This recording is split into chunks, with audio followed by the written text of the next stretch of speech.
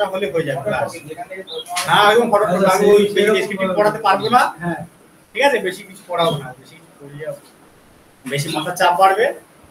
পরেও একটু আধটু তার থেকে এমসিকিউ কর। পরের দিন আমি যেদিন আসবো একটু যেদিন পড়াচ্ছি সেখান থেকে এমসিকিউ এখানে বসে পরীক্ষা নেবো, ঠিক আছে? আর শুরু করে দিই। এনভায়রনমেন্ট মানে কি? পরিবেশ। পরিবেশটা কি? ধরো আমি এখানে আছি, এখন আমার চারপাশে কি আছে? চেয়ার টেবিল, তোমরা আছো, সবকিছু নিয়ে আমাদের পরিবেশ। যে কোনো একটা প্রাণী যেখানে বাস করে তার চারপাশে জড় এবং জীব সবকিছু নিয়ে তার পরিবেশ। পরিবেশ হতে পারে সামাজিক পরিবেশ, হতে পারে প্রাকৃতিক, সাংস্কৃতিক, এগুলো আমরা জানি। পরিবেশের দুটো উপাদান, কি উপাদান? একটা হচ্ছে অজীব, যাকে বলে অ্যাবায়োটিক, আর একটা হচ্ছে সজীব, যেটাকে বলা হচ্ছে বায়োটিক। অ্যাবায়োটিক মানে কি? যেগুলোর প্রাণ নেই, সে কি কাঠ, খড়, চেয়ার টেবিল, বই খাতা পেন যা ইচ্ছা। আর বায়োটিক মানে কি? যেগুলো প্রাণ আছে। বায়োটিকের মধ্যে মানুষ, গরু, ছাগল। আবার বিয়োজক, যেগুলো ব্যাকটেরিয়া, যেগুলো লিখতে হবে না, বুঝে নাও, ঠিক আছে? যেগুলো ব্যাকটেরিয়া আছে, যেগুলো লিখে নেবে। ব্যাকটেরিয়া যেগুলো আছে সেটাও কিন্তু বায়োটিক, তাদেরও জীবন আছে। তাহলে অ্যাবায়োটিক আর বায়োটিক। পরিবেশ সম্বন্ধে হয়ে গেল, এটাই পরিবেশ। পরিবেশ ছোট হতে পারে, বড় হতে পারে। যে এখানে আমাদের এই যে ক্লাসের পরিবেশ, এটা একটা পরিবেশ। বলি ভারতের পরিবেশ কেমন, সেটা একটা পরিবেশ। এবার হচ্ছে ইকোলজি। ইকোলজি দুটো শব্দ থেকে নেওয়া হয়েছে, ইকোস ও কিওস। আর হচ্ছে লোগোস। ওকিওস মানে হচ্ছে বাসস্থান, আর লোগোস মানে পড়াশোনা বা জ্ঞান। তো আমি লোগোস তো আগে থেকে শুনেছি লোগোস মানে কি, জ্ঞান বা পড়াশোনা করা, সেটা নিয়ে। এই ইকোলজি শব্দটা প্রথম ব্যবহার করেছিলেন, ইংরেজিতে বলে ফার্স্ট কয়েন্ড বাই। ইকোলজি কথাটা হুট করে আসেনি, ইকোলজির নাম দিয়েছে কেউ। কে দিয়েছিল? আর্নেস্ট হেকেল, 1866 সালে। সালটা পড়া দরকার নেই। আর্নেস্ট হেকেল সালে এই বলেছিল যে ইকোলজি বলেছিল। এবার ইকোলজিটা কি? বাসস্থান, তার সম্বন্ধে পড়াশোনা, বাস্তুবিদ্যা, ইংরেজি বাংলায় বলে বাস্তুবিদ্যা। পয়েন্ট বাইটা আদার ইকোলজি, পয়েন্ট বাই মানে যে এই কথাটা ইকোলজি প্রথম কে বলেছিল। এই যে ধরো গরুকে বলি আমরা কি, মানুষকে বলি কি, বিজ্ঞানের নাম কি? Homo sapiens. এইগুলো যে নামগুলো তো হুট করে আসেনি, ইকোলজি কথাটা তো হুট করে আসেনি, আগে ছিল না কিছু। যে এই নামটা মানে শব্দটা প্রথম কে মানে বলেছিল, এই এই সম্বন্ধে পড়াশোনা করলে তাকে বলা হবে ইকোলজি। এটা কে বলেছিল? শব্দটা বলেছিল আর্নেস্ট হেকেল, ঠিক আছে?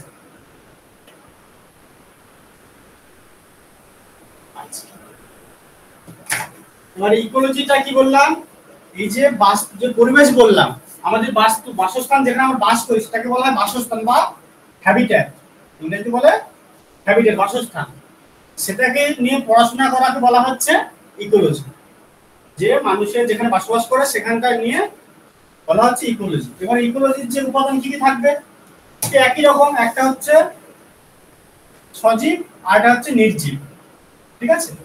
একটা সজীব আর একটা হচ্ছে নির্জীব। এই যে অনেকগুলো হ্যাবিটেট, বায়োম। বায়োম মানে কি? যে অনেকগুলো ইকোলজি বা ইকোসিস্টেম, বায়োমটা এখন ইকোসিস্টেমটা বলি। ইকোলজিতে দুটো উপাদান বললাম, সজীব উপাদান আর হচ্ছে নির্জীব বা বায়োটিক, অ্যাবায়োটিক বলতে পারো। এটাই হলো। আচ্ছা, বায়োস্ফিয়ার।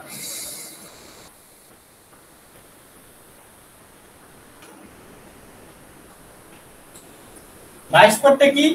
যে মানুষ বসবাস করার জন্য যে পরিবেশটা লাগে, ধরো জল, বায়ু, মাটি, এগুলো তো লাগবেই। এটাকে যেসব পরিবেশ লাগে তাকে বলা হচ্ছে বায়োস্ফিয়ার।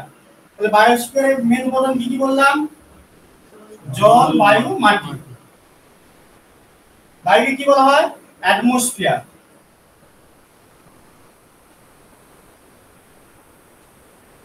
মাটিকে কি বলা হবে? লিথোস্ফিয়ার। আর জলকে বলা হবে হাইড্রোস্ফিয়ার। আচ্ছা দেখো, অ্যাটমসফিয়ার, বায়ুমণ্ডল তো তোমরা জানো কটা স্তর? 5টা। ট্রপোস্ফিয়ার, স্ট্র্যাটোস্ফিয়ার, মেসোস্ফিয়ার, থার্মোস্ফিয়ার বা আয়নোস্ফিয়ার, আর এক্সোস্ফিয়ার।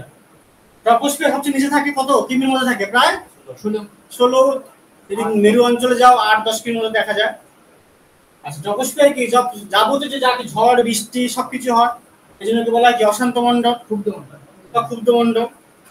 আর তারপরে হচ্ছে স্ট্র্যাটোস্ফিয়ারে কি থাকে? শান্তমণ্ডল, যে বিমান চলাচল করে। আর কি থাকে? ওজোন স্তর থাকে। আচ্ছা, ওজোন হলটা একটু পরে পড়াচ্ছি। ওজোন স্তর থাকে 36 কিলোমিটারের মধ্যে, না 10-15। ওজোন স্তর, ওজোন স্তর, এর জন্য এর নাম কি? ওজোন স্ফিয়ারও বলা হয়। 16 থেকে 40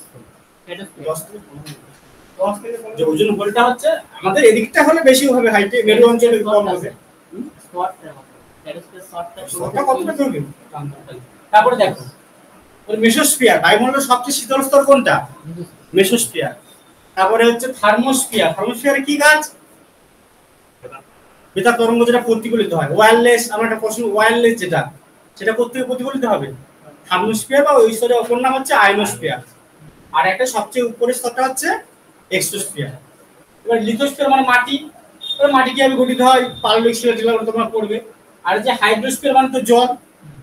তো জল সম্বন্ধে জানো যে কি বেশিরভাগটা জল পৃথিবীর, তার মধ্যে বেশিরভাগ জল কোথায় আছে? হিমবাহ, ওই মেরু অঞ্চল, বেশিরভাগ জলটা আমাদের সঞ্চিত আছে। এটুকু।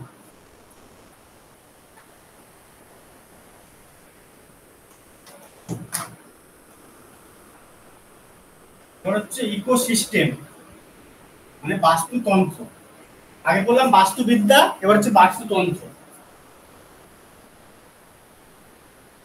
বাস্তুতন্ত্রটা কি? যে বাস্তুবিদ্যায় যেটা ধরো আমরা কি উৎপাদক কারা? গাছেরা তৈরি করছে, প্রথম শ্রেণী উৎপাদক খাচ্ছে, মানে কি কারা? ঘাস ফড়িং, তারপরে ব্যাং, ব্যাং কি না ব্যাং খাচ্ছে না, ঘাস ফড়িংকে ব্যাং খাচ্ছে, তারপর সাপ খাচ্ছে। এগুলোর একটা সিস্টেম তৈরি হচ্ছে, এটাকে বলা হচ্ছে ইকোসিস্টেম। এই শব্দটা প্রথম কে বলেছিল? ট্যান্সলে, এজি ট্যান্সলে এই শব্দটা প্রথম ব্যবহার করেন। যদি বলে এই শব্দটা প্রথম কে কয়েন করেছিল, কয়েন্ড বাই, বা বাংলায় বললে প্রথম কে ব্যবহার করেন, ঠিক আছে? ইংরেজি বললে এই কয়েন শব্দটা থাকবে।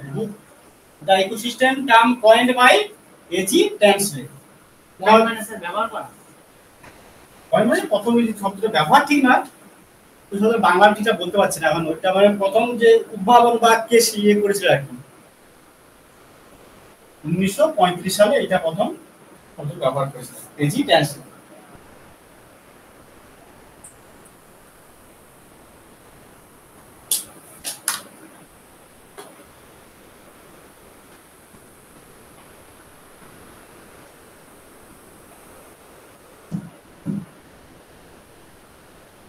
হ্যালো, যেটা সিস্টেম তৈরি হচ্ছে সেটা হচ্ছে ইকোসিস্টেম। মানে ইকোসিস্টেম কি হবে, একটা সিস্টেম তৈরি হচ্ছে সেটা দেখতে হবে। আচ্ছা, বলছিলাম কয়টা উৎপাদন বলি। প্রথম বললাম যারা উৎপাদক তারা, তাকে বলা হয় প্রডিউসার, ঠিক আছে? তারপর হচ্ছে প্রথম শ্রেণীর খাদ্য, বা যাকে আমরা কি বলি বাংলায় শাকাশি। শাকাশি ইংরেজিতে কি বলে? হার্বিভোরাস। বানানো হতো ভুল করে কোথাও। দুইটা কি উৎপাদক, তারপর হচ্ছে শাকাশি। তারপরে কার শাকাশিদেরকে খাবে? মাংসাশী বা দ্বিতীয় শ্রেণীর খাদ্য কার্নিভোরাস। কি বলা হবে? কার্নিভোরাস। যারা সবকিছু খায়, শাকাশিরও খায়, এদেরও খাচ্ছে, তাদের কি বলা হবে? সর্বভূক বা অমনিভোরাস, ঠিক আছে?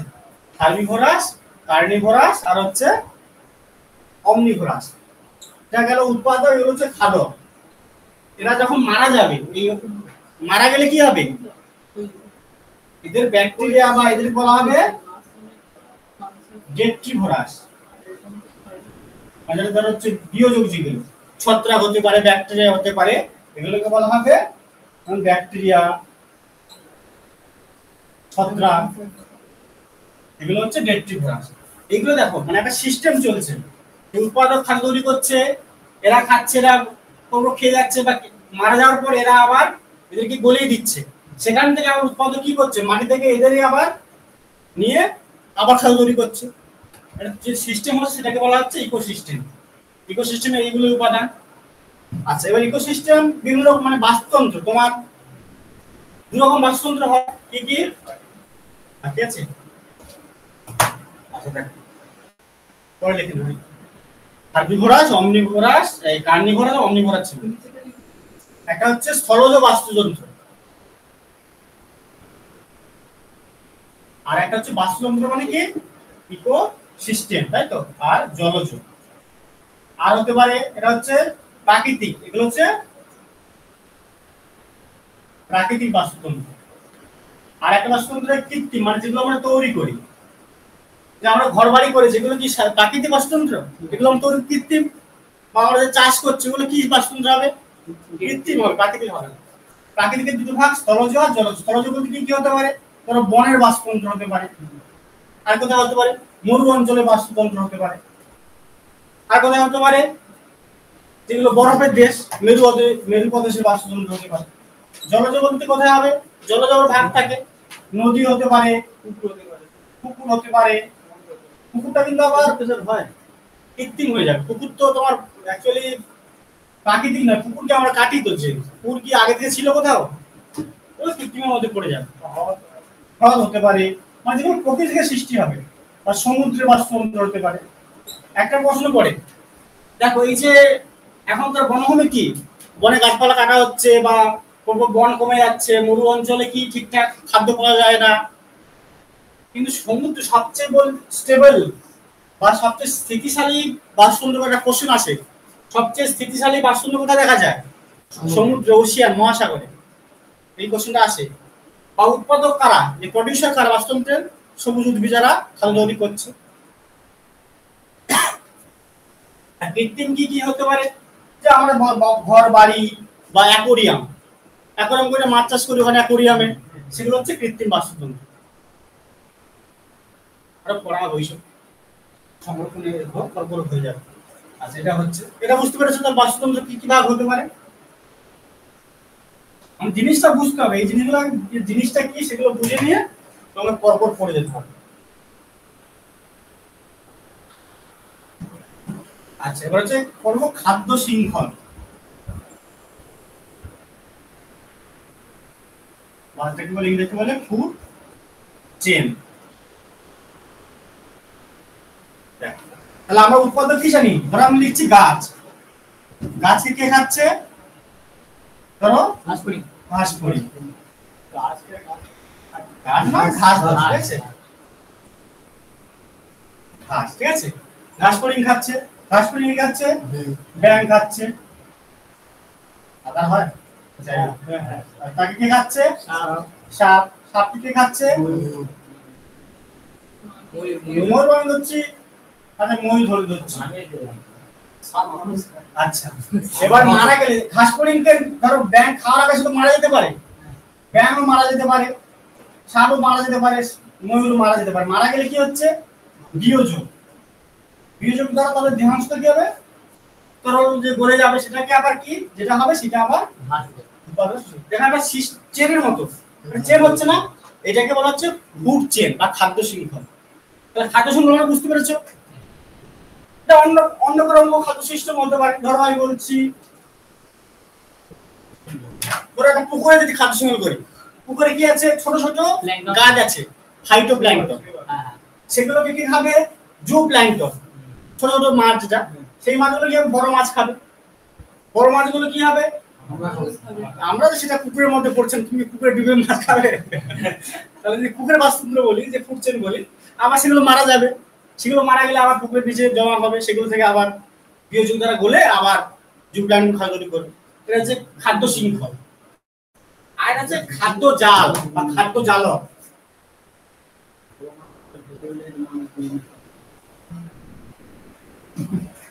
ফুড ওয়েব, এইটা কিছু নেই, এটা হচ্ছে খাদ্য শৃঙ্খল বলছে একটাকে বোঝাবে। আর এইগুলো অনেকগুলো জালে, আরো আমি গাছ খাদ্য তৈরি করছে, গাছকে খাচ্ছে, ঘাস ফড়িং খাচ্ছে, ছাগল খাচ্ছে, গরু খাচ্ছে, এটা একটা হলো। এখান থেকে আবার ধরো এই ঘাসকে ঘাস ফড়িং হয়ে গেল, মানে সবকিছু মিলে একটা যখন তৈরি হবে সেটাকে বলা হচ্ছে খাদ্য জালক। মানে এটা চেন, যেমন মাকড়সা জাল এটা ছড়িয়ে থাকে, খাদ্য শৃঙ্খল চেন কিরকম, এটা বাঁধা থাকছে চেন, আর জালকটা কি সবদিকে ছড়িয়ে আছে, হ্যাঁ সেটা পড়ছে, এটা হচ্ছে খাদ্য জালক। তাহলে খাদ্য শৃঙ্খল আর খাদ্য জালকের পার্থক্য বুঝতে পারলে, দুটোই একই, মানে অনেকগুলো খাদ্য শৃঙ্খল নিয়ে খাদ্য জালক হচ্ছে। তাও বুঝতে পেরেছো তো? আচ্ছা তারপরে দেখ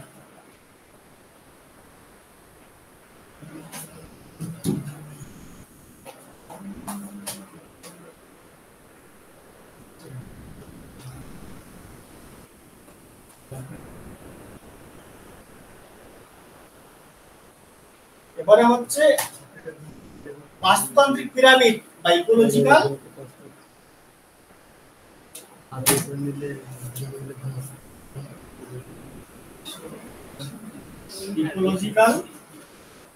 পিরামিড পিরামিড তোমরা জানো তো হ্যাঁ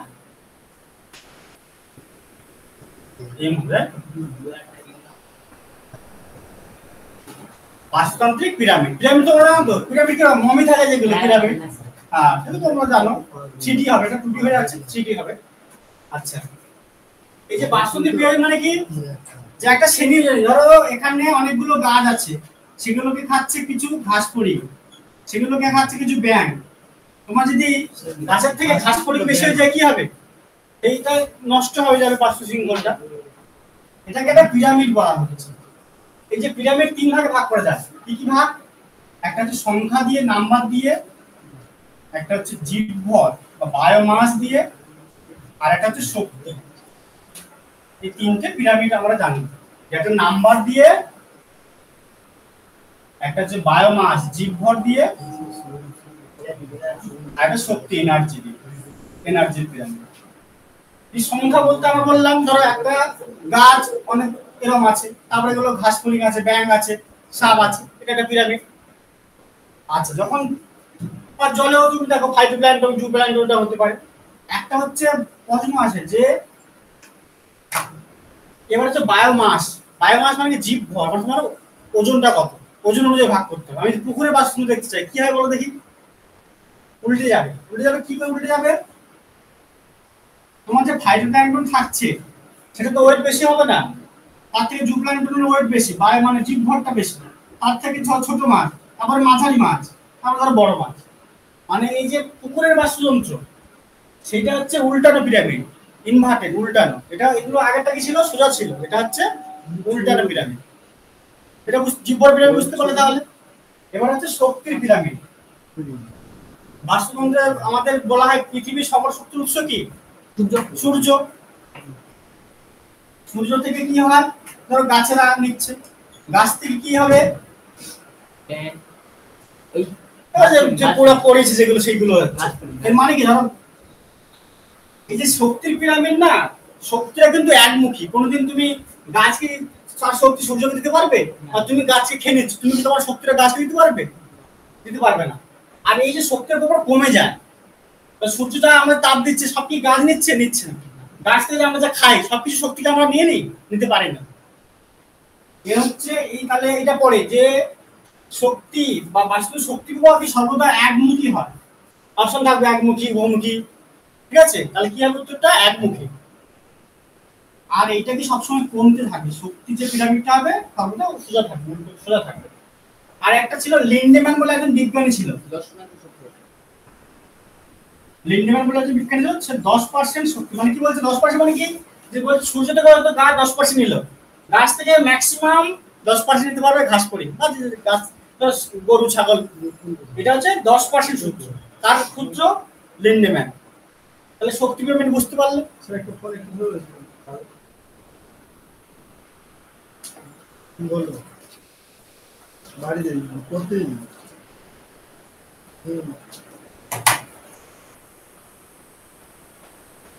হ্যাঁ বলি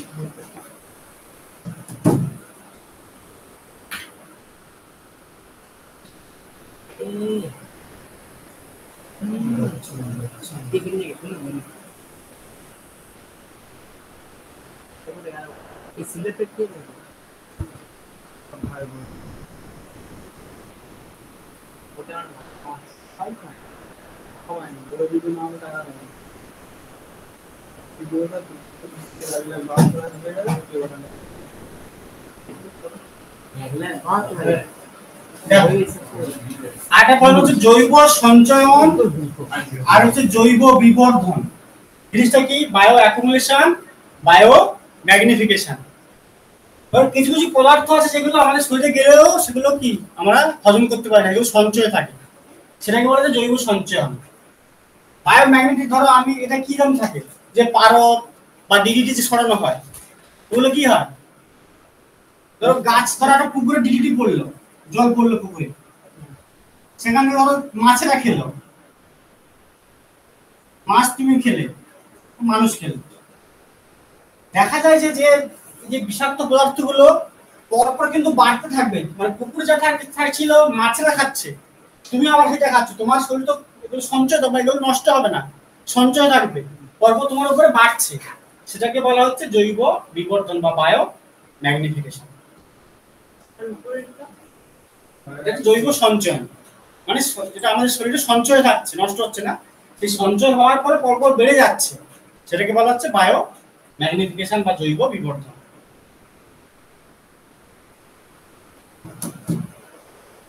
আচ্ছা, এবার দেখবে কিছু কিছু জায়গায় দুটো প্রাণী মিলে, যেমন ধরো লাইকেন, লাইকেন জানো তো, ছত্রাকার শৈবাল, তারা উপকৃত হয়, দুজনেই উপকৃত হয়,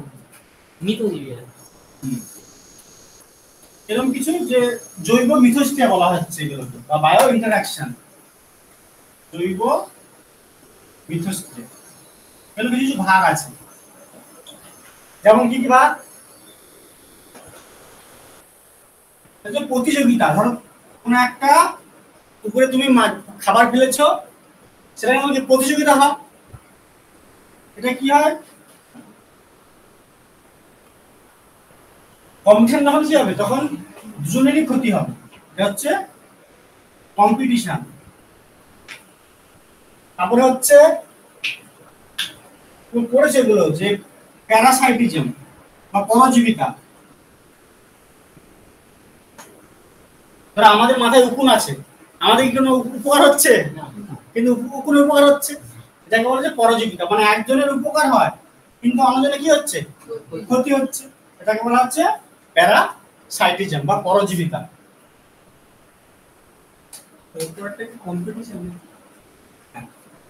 প্রতিযোগিতা, কারণ দুজনেরই ক্ষতি হচ্ছে, প্রতিযোগিতা করলে কি হবে, দুজনেরই ক্ষতি হবে। তারপর হচ্ছে কমেন্সিয়ালিজম,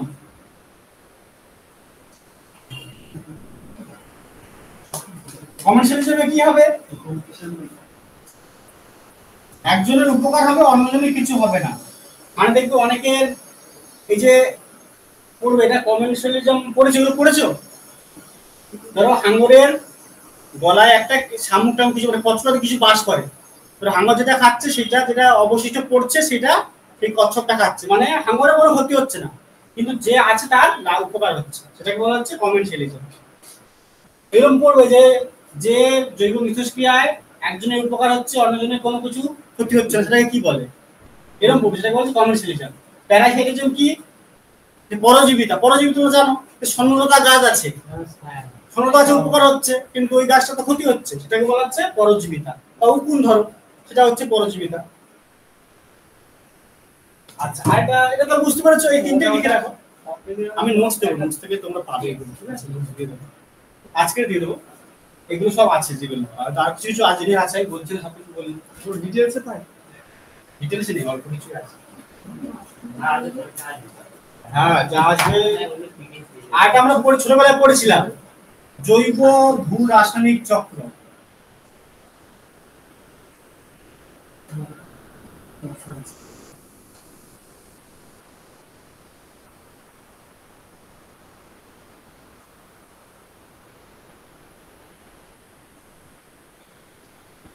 এটা জানো, কখন জানা দেখি নাম শুনে বুঝতে পারছো না, জল চক্র, অক্সিজেন পড়েছে, এটা অক্সিজেন চক্র, নাইট্রোজেন চক্র, সালফার চক্র, ঠিক আছে। জল চক্রটা কি, ধরো জল আছে পুকুরে, সেটা গরম হচ্ছে, চক্রাকারে সব আবার সেই ফিরে আসছে এই উপাদানগুলো, অক্সিজেন কি হচ্ছে,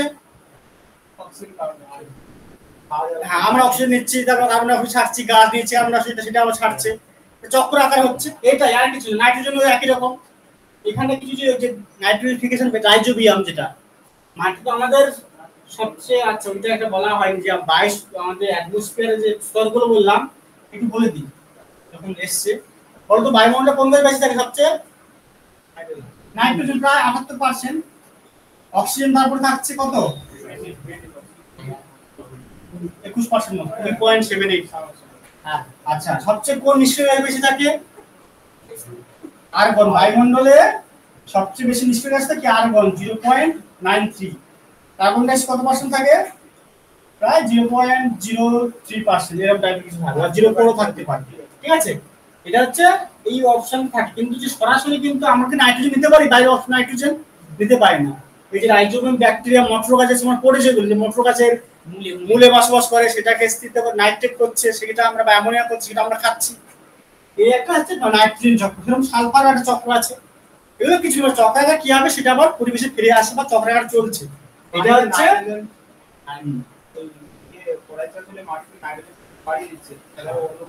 নাইট্রোজেনটা রাইজোবিয়ামের মূলেও থাকছে, যে সিম জাতীয় গাছের মূলে থাকে রাইজোবিয়াম, সেগুলো নাইট্রোজেন বেশি থাকে। ধান চাষে নাইট্রোজেনের জন্য এই নাইট্রোজেন অনেকটা প্রভাব পড়ে ধান চাষে। ধান খাচ্ছি এর আবার ধান গাছে তোমার কোন গ্যাস তৈরি হয় ধান চাষের মাঠে? মিথেন। মিথেন, তাই তো?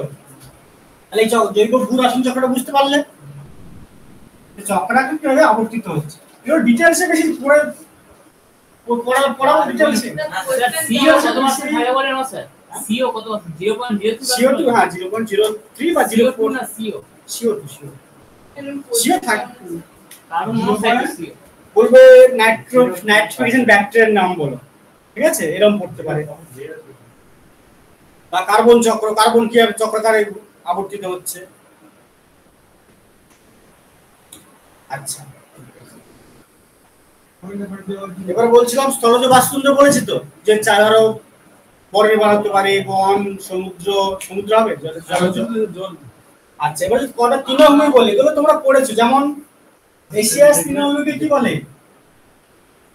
স্টেপস। কি বলে? স্টেপস। আচ্ছা, আফ্রিকার কি বলবে? কি স্যার এগুলো? তৃণভূমি অঞ্চল, সাভানা। আফ্রিকার কি বলবে? সাভানা। আচ্ছা, দক্ষিণ আফ্রিকায় ভেলস বলছে। আচ্ছা, ইউএসএ পেরি। আচ্ছা, অস্ট্রেলিয়া এটা পড়ে ডাউনস। ডাউনস ও ঢাকা তৃণভূমি অস্ট্রেলিয়া। এর পরে যে স্টেপস ও ঢাকা তৃণভূমি এশিয়া, ডাউন অস্ট্রেলিয়া হচ্ছে ডাউনস। আর এটা লিখে দিই, কম্পাস, এটা পড়েছো, ওনার মনে আছে? আর্জেন্টিনা। ঠিক আছে, আর্জেন্টিনার তৃণভূমিকে বলা হচ্ছে কম্পাস। এটা একটা বাস্তুতন্ত্র, যেটা স্থলজ বাস্তুতন্ত্রের একটা ভাগ, তৃণভূমি।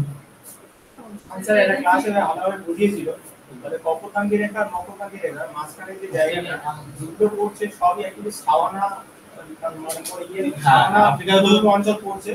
এবার কিছু কিছু সাওয়ানা তৃণভূমির একটা আবার নাম দেওয়া আছে, ডাউন যেটা পড়ছে ওটা কিন্তু মকরতাঙ্গি রেখা নিচে চলে আসছে। হ্যাঁ, ভাগ আছে, ওটা ভূগোলে, ওগুলো ভূগোলের কিছু আছে।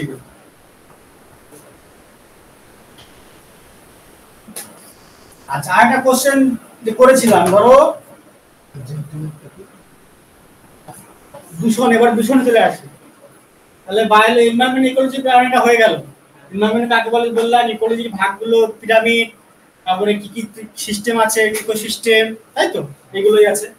এবার হচ্ছে দূষণ। দূষণ কি রকম হতে পারে? জল দূষণ, বায়ু দূষণ, মৃত্তিকা দূষণ, শব্দ দূষণ।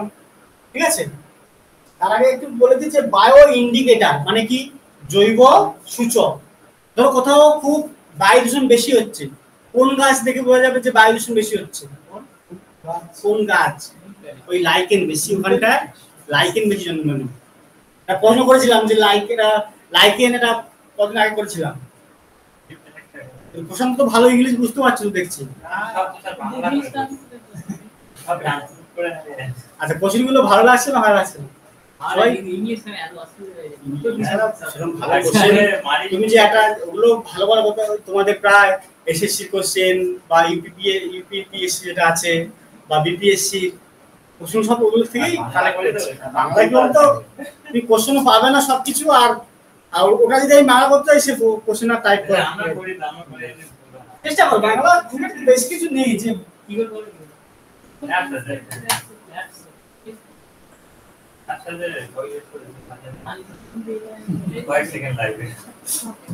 তাহলে কি ব্যাপার, এটা লিখে নাও, এটা পরে অনেক পরীক্ষা যে কোথাও বায়ু দূষণ বেশি হচ্ছে লাইকেন সেখানটাই বেশি জন্ম নেয়।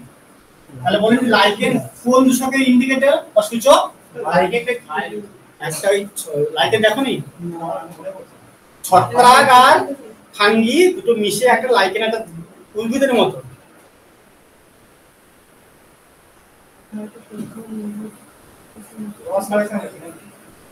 এটা যে লাইকেন গাছের মতো, এই যে ছত্রাক আর গাছের মতো, দেখেছো? এই যে তুমি দেখে যাও তো লাইকেন, এই তো হচ্ছে লাইকেন, ঠিক আছে? ছত্রাক আর আজ তাহলে জল দূষণ হলে কি হবে? বেশি শ্যাওলা জন্ম নেবে। বায়ু দূষণ হচ্ছে কিভাবে বুঝবো? হ্যাঁ, যে যদি বলছে যে লাইকেন কোন দূষকের ইন্ডিকেটর, লাইকেন জন্মায় মাটিতে গাছে না মোড়া আছে গাছে, হ্যাঁ জল দূষণ হলে কি হবে? সেখানে শ্যাওলা বেশি জন্মাবে, সেই জলে শ্যাওলা বেশি জন্ম নেবে, বা বেশি শামুক জন্ম হয় জল দূষণের ফলে, ঠিক আছে? শামুকও জন্ম নিতে পারে।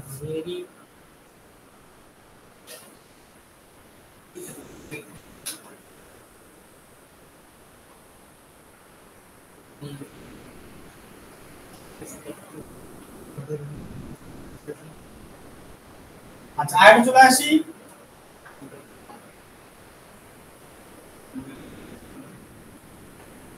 ইউট্রোফিকেশন। ইউট্রোফিকেশনটা কি? শরীরের পরিমাণ বেশি হতে পারে। না তো হলে কি হয়? ইউট্রোফিকেশনটা কি? অক্সিজেন কমে যাবে না, সেটা না। ইউট্রোফিকেশন হচ্ছে যখন অতিরিক্ত ফসফেট জৈব মানে বেশি সার বেশি হয়ে যাবে। কারণ তুমি জমিতে সার দিলে সেই সারটা ধুয়ে পুকুরে পড়লো, মানে তোমার রাসায়নিক পদার্থ অনেক বেশি যাচ্ছে, ফলে কি হবে? অনেক কিন্তু পুষ্টি অনেক বেশি, জলে অনেক গুণ জৈব পদার্থ বেরিয়ে যাচ্ছে, কি তারপর কি হবে? শ্যাওলা জন্মাবে।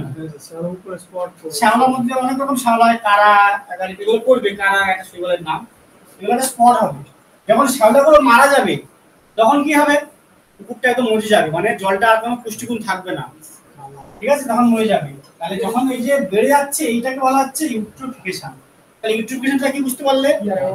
যে জলে যখন অনেক জৈব পদার্থ মিশে যাচ্ছে, মানে জলের পুষ্টিগুণটা বেড়ে যায়, তার ফলে কি হবে? শ্যাওলা জন্ম নেয়, এটাকেই বলা হচ্ছে ইউট্রোফিকেশন। ফসফেট জাতীয় ফসফেট সার, হ্যাঁ বিভিন্ন রকম জৈব সারগুলো।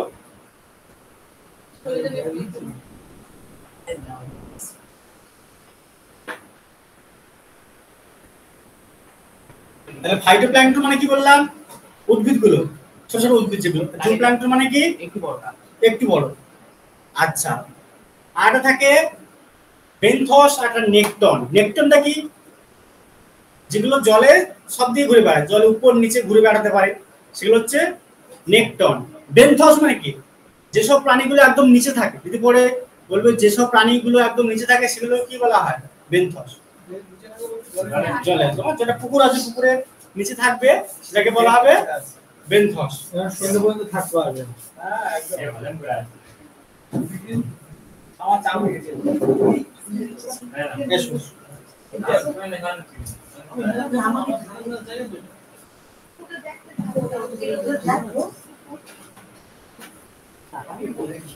তাহলে দেখো, এটা কিন্তু আমরা এনভায়রনমেন্ট ইকোলজি এটা পড়ে নিলাম। কি কি এনভায়রনমেন্টটা কি, ইকোলজি কি, পিরামিড, এই যে ইউট্রোফিকেশন বা দূষক, জৈব ভূরাসায়নিক চক্র, এগুলো পড়লাম।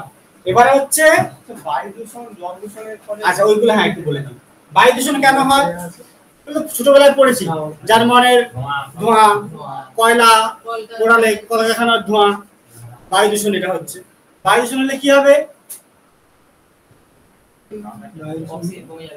মানুষের শ্বাসকার্য নিতে অসুবিধা হবে, বিভিন্ন রকম রোগ দেখা দেবে। বায়ু দূষণ কমাতে কি করতে হবে? এরকম তোমার প্রয়োজন বলতে হবে। আচ্ছা জল দূষণ বললাম, জল কলকারখানা যে আবর্জনা পড়ছে, জল দূষণ হচ্ছে। ইউট্রোফিকেশনটা বলে দিলাম যে কেন হয়, হলে কি হবে। জল দূষণ কমাতে কি করতে হবে তোমরা জানো। আচ্ছা বায়ু দূষণ হচ্ছে, জল দূষণ হচ্ছে শব্দ দূষণ। আর শব্দের, আচ্ছা আরেকটা কথা বলে দিই, ওজন দূষণ বলে দিলাম। ওজন, আচ্ছা ওটা ওজন গ্যাস সঙ্গে বললাম। শব্দ দূষণ, শব্দের তীব্রতা মাপার একক কি? ডেসিবেল। আচ্ছা আমরা কত হার্জের কোন হার্জের শব্দগুলো শুনতে পাই? কত হার্জ? 20 থেকে 20,000 ভাগ অডিবল, আমাদের সব কিছু শুনতে পাবো। আচ্ছা, একটা পয়েন্ট করেছিলাম গ্রিন মাফলার, মনে পড়ছে কোন দূষণে ব্যবহার হয়? এই গ্রিন মাফলারটা কি জানো? এটা বলো কি মনে হয়? আমাদের মাফলার গলায় দিয়ে সেরকম কিছু জিনিস হবে? নয়েজ পলিউশন তো হবে, সব দূষণই বলছি তো, কিন্তু জিনিসটা কি? এটা হচ্ছে কিছু না, ধরো কারখানা আছে, শব্দ তৈরি হচ্ছে, ঠিক কারখানার সামনে তুমি 4-5 সারি গাছ লাগিয়ে দাও, সেটাই হচ্ছে গ্রিন মাফলার। হলে কি হবে? শব্দটা বেশি বেরোবে না, আটকে যাবে গাছে। আমি বলতে ভাবলাম গ্রিন মাফলার জিনিসটা মাফলার যে গলায় দিই সেরকম কিছু না। গ্রিন মাফলার মানে কি? এই যে যেখানে শব্দ তৈরি হচ্ছে বেশি, তার সামনে তুমি গাছ 4-5 সারি গাছ লাগিয়ে দেওয়া সারিভাবে, সেটাই হচ্ছে গ্রিন মাফলার। তাহলে গ্রিন মাফলার কোন দূষণে ব্যবহার করা হয়? শব্দ দূষণে।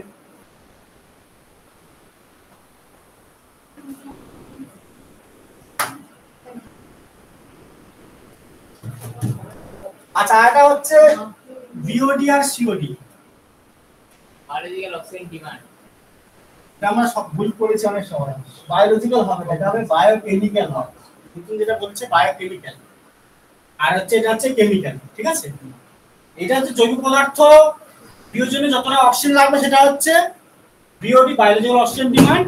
আর জৈব এবং অজৈব সবকিছু মিলে যেটা আমাদের অক্সিজেন লাগবে সেটা হচ্ছে কেমিক্যাল অক্সিজেন ডিমান্ড।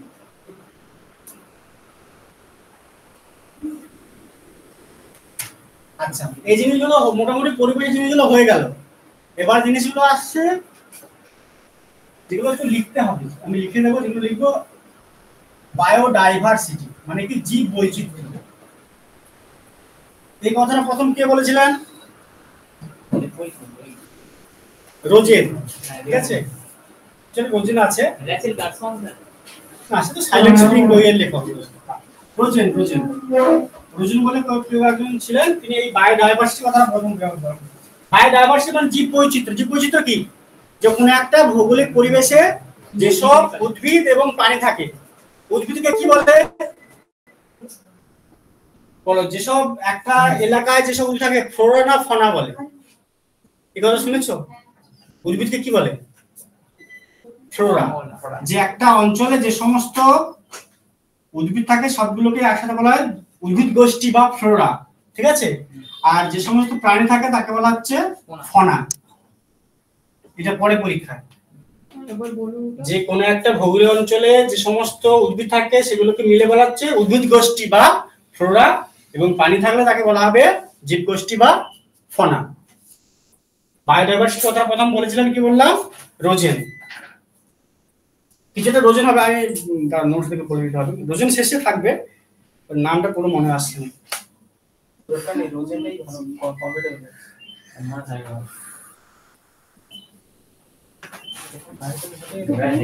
গরম লাগছে না, ঝাল লাগে বুঝলো?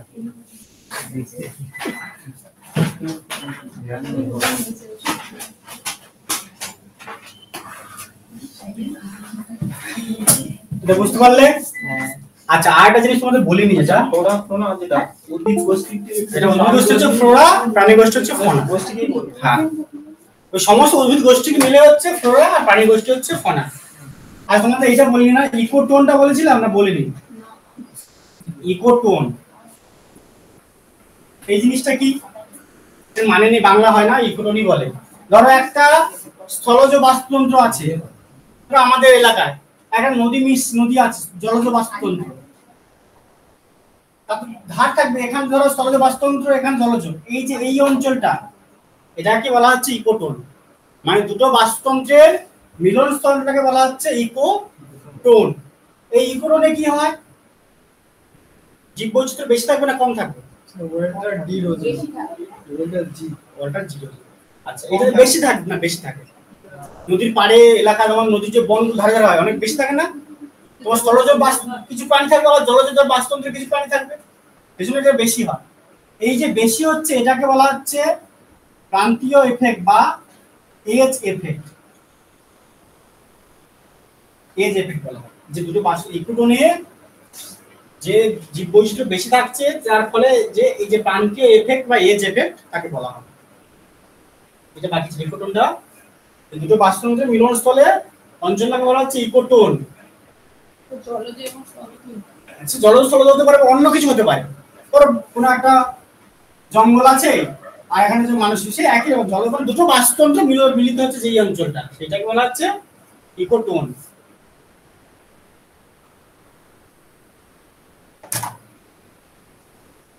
বেশি কিছু যত পারো লেখো, নাহলে নোটস দেবো, নোটস থেকে করে নেবে, জিনিসগুলো বুঝে নাও জিনিসটা কি।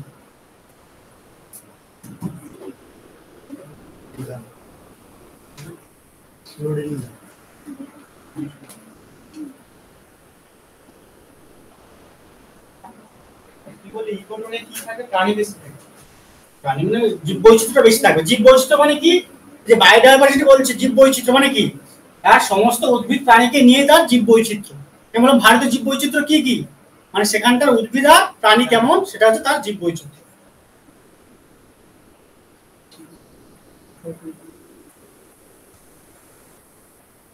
এটা কে বলছিল? বায়োডাইভার্সিটি হচ্ছে রোজেন, বললাম, ওয়াল্টার জি রোজেন।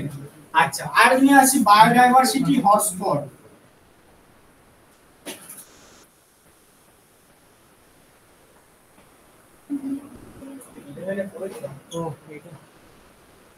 এর মানে কি? মানে জীব বৈচিত্র্য হটস্পট, পার্টিকুলার অঞ্চলের মধ্যে ওই প্রজাতির জীবই দেখা যায় না, ওটা ঠিক, ধারণাটা ঠিক নেই। জীব বৈচিত্র্য হটস্পট মানে কি? এই অঞ্চলগুলোয় অনেক রকম প্রজাতির উদ্ভিদ প্রাণী থাকবে, অনেক অনেক। আমাদের ভারতে 4টে জীব বৈচিত্র্য হটস্পট আছে, বিশ্বে 36টা মোট। এই যে বায়োডাইভার্সিটি হটস্পট প্রথম কে বলেছিল মনে আছে? Norman Meyers. এই বায়োডাইভার্সিটি হটস্পট কথা বলছিল প্রথম, বানান একটু ভুল হতে পারে, নরমান মেয়ার্স, ঠিক আছে? ইনি প্রথম এই কথাটা বলেছিলেন। ভারতে 4টে জীব বৈচিত্র্য হটস্পট আছে।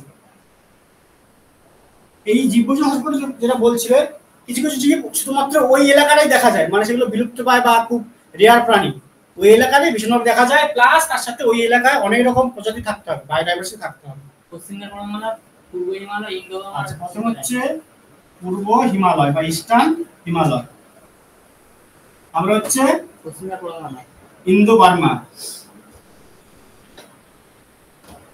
তারপরে পশ্চিমঘাট পর্বতমালা, পশ্চিমঘাট পর্বতমালা না, পশ্চিমঘাট অঞ্চলটা। আর একটা হচ্ছে সুন্দাল্যান্ড। এই 4টে জীব বৈচিত্র্য হটস্পট ভারতে আছে। পূর্ব হিমালয় মানে কি?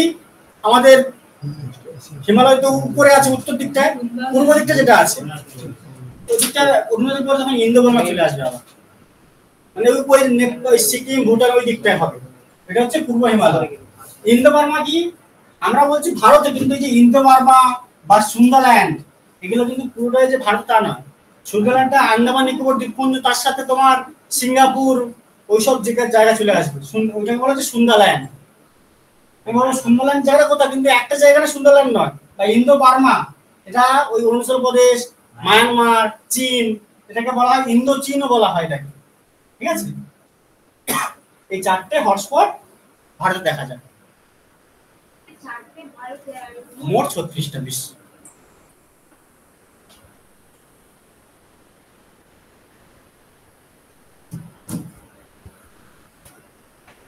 তাহলে এটা বুঝতে হবে বায়োডাইভার্সিটিটা কি। বায়োডাইভার্সিটি হচ্ছে কোন একটা ভৌগোলিক অঞ্চলের উদ্ভিদ এবং প্রাণী মিলে হচ্ছে জীব বৈচিত্র্য। বায়োডাইভার্সিটি হটস্পটটা কি? মানে যেসব এলাকায় অনেক রকম প্রজাতির জীব বৈচিত্র্য দেখা যায় এবং সংরক্ষণ করা হয় এগুলোকে, এবং কিছু কিছু এন্ডেমিক, মানে ওই এলাকায় দেখা যায় লুপ্তপ্রায় প্রাণী পাওয়া যায়, সেটাকে বলা হচ্ছে বায়োডাইভার্সিটি হটস্পট, বলেছেন নরমান মেয়ার্স। আর ভারতে 4টা বায়োডাইভার্সিটি হটস্পট থাকে। দেখো, আগে আমরা কি শুনছিলাম? আগে অনেক রকম জীব প্রজাতি ছিল, অনেক রকম মাছ ছিল, শুনেছি পোকা ছিল, কিন্তু পরপর কি হচ্ছে? নষ্ট হচ্ছে, তাই তো? আমাদের কি দরকার তাহলে? জীব বৈচিত্র্য সংরক্ষণ করতে হবে।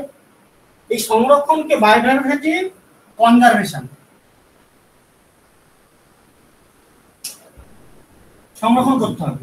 এই দুভাবে করা যায়, একটা হচ্ছে পড়েছো তোমরা ইন সিটু, আর একটা হচ্ছে এক্স সিটু। ইন সিটুটা কি? তাদের প্রাকৃতিক জায়গায় তাকে পালন করতে হবে। যেখানে ধরো বনে বাঘ থাকে, তুমি যদি চিড়িয়াখানা করে বাঘের কাছে থাকি, তাহলে ইন সিটু হবে, প্রাকৃতিক হবে না, এটা হচ্ছে এক্স সিটু। এই ইন সিটুর মধ্যে কিছু জায়গা যিনি আছে ন্যাশনাল পার্ক, আর একটা হচ্ছে ওয়াইল্ড লাইফ স্যাংচুয়ারি, আর একটা হচ্ছে বায়োস্ফিয়ার রিজার্ভ। বলো তো ভারতে কতগুলো ন্যাশনাল পার্ক আছে জানো? 106টা। বাহ। ওয়াইল্ড লাইফ স্যাংচুয়ারি 573টা, বায়োস্ফিয়ার রিজার্ভ 18টা। এটা নামগুলো দেবো, এটা দেবো না। এই ন্যাশনাল পার্ক তোমাদের পড়া হচ্ছে ন্যাশনাল পার্ক, ওটা ভূগোল আর এটা একটা ইয়ে আছে। বায়োস্ফিয়ার রিজার্ভ 18টা, এর মধ্যে 12টা ভারতে 18টা বায়োস্ফিয়ার রিজার্ভ আছে, তার মধ্যে 12টা হচ্ছে ইউনেস্কো। তোমরা জানো ইউনেস্কো আর একটা প্রোগ্রাম আছে ম্যান অ্যান্ড বায়োস্ফিয়ার রিজার্ভ, তার মধ্যে পড়ছে। মানে এই 12টা এলাকা ইউনেস্কো সাহায্য করে, ঠিক আছে। Biosphere reserve. ন্যাশনাল পার্ক মানে কি, এটা খুব রেস্ট্রিক্টেড, মানে খুব রেস্ট্রিক্টেড এলাকা থাকে, মানে সেখানে ঢোকা যায় না খুব করে। এই যে ওয়াইল্ড লাইফ স্যাংচুয়ারিটা ঢোকা যায়, ঘোরা টোরা যায়, করা যায়। আর এই যে বায়োস্ফিয়ার রিজার্ভ, এর 3টে ভাগ করে থাকে। একটা হচ্ছে কোর অঞ্চল, বাফার অঞ্চল, আর একটা হচ্ছে ট্রানজিশনাল অঞ্চল, তাই তো?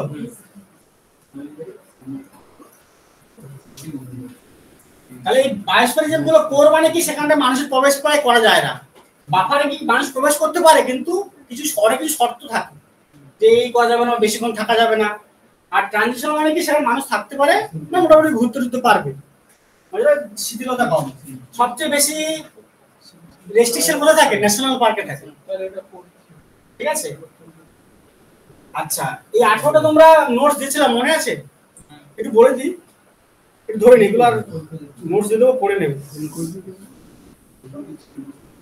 আচ্ছা, যেমন ধরো অগস্ত্যমালাই কোথায় আছে? তামিলনাড়ু আর কেরালার মধ্যে। গ্রেট নিকোবর, আন্দামান নিকোবর দ্বীপপুঞ্জ আছে। গালফ অফ মান্নার তামিলনাড়ুতে। কাঞ্চনজঙ্ঘা সিকিম। নীলগিরি 3টে রাজ্যে আছে, তামিলনাড়ু, কর্ণাটক আর কেরালা। নন্দা দেবী উত্তরাখণ্ড। পান্না কি মনে পড়ছে? মধ্যপ্রদেশ, কিছুটা অংশ মহারাষ্ট্র আছে। শিমলিপাল ওড়িশা। সুন্দরবন। সবচেয়ে বড় বায়োস্ফিয়ার রিজার্ভ কোনটা?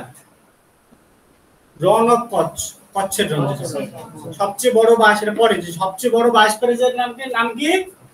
রন অফ কচ্ছ বা কচ্ছের রন। এটা লিখে নিয়েছো যে কতগুলো সংখ্যা? ন্যাশনাল পার্ক 106টা, ওয়াইল্ড লাইফ স্যাংচুয়ারি 573টা, আর বায়োস্ফিয়ার রিজার্ভ 18টা। এর মধ্যে 12টা হচ্ছে ইউনেস্কো ম্যাপ প্রোগ্রামের মধ্যে অন্তর্ভুক্ত আছে।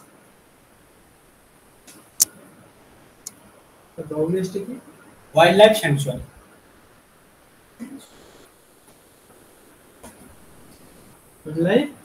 স্যাংচুয়ারি অভয়ারণ্য।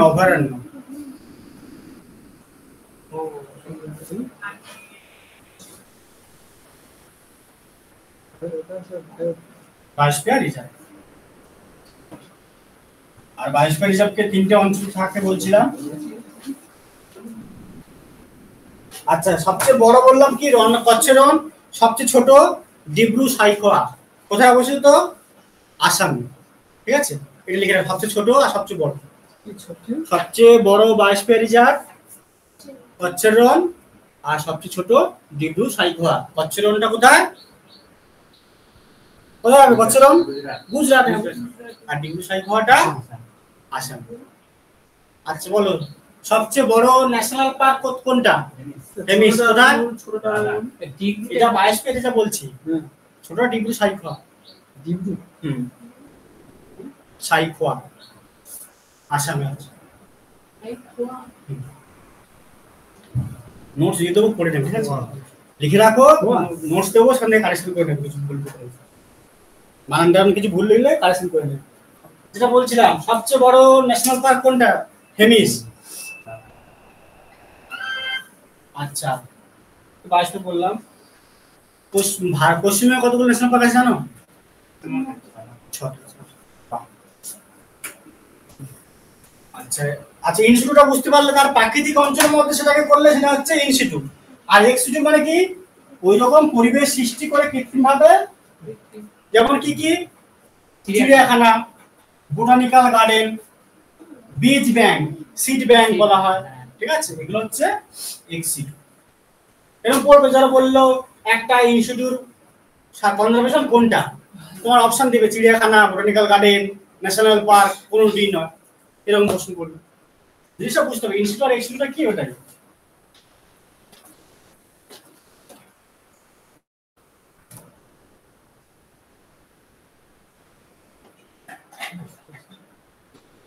আচ্ছা এটা গেল। এই যে কনজারভেশনে আসি, আমাদের তো বিভিন্ন রকম প্রজেক্ট নেওয়া হয়, প্রজেক্ট টাইগার, প্রজেক্ট এলিফ্যান্ট, এগুলো পড়েছো তোমরা। এগুলো পড়বে কোন সালে তৈরি হয়েছিল, তাই তো?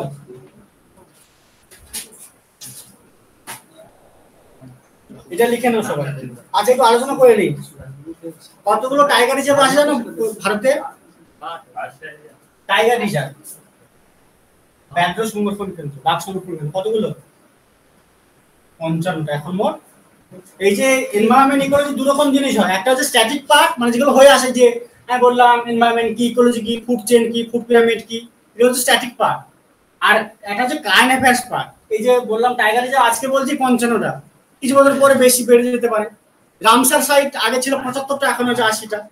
বা ধরো কোথাও কোনো একটা প্রজাতির আবিষ্কার হয়েছে এই অঞ্চলে, সেটা একটা জিনিস। এগুলো হচ্ছে ইকোলজির মধ্যে, কিন্তু সেগুলো হচ্ছে কারেন্ট অ্যাফেয়ার্স কিছু পার্ট থাকবে।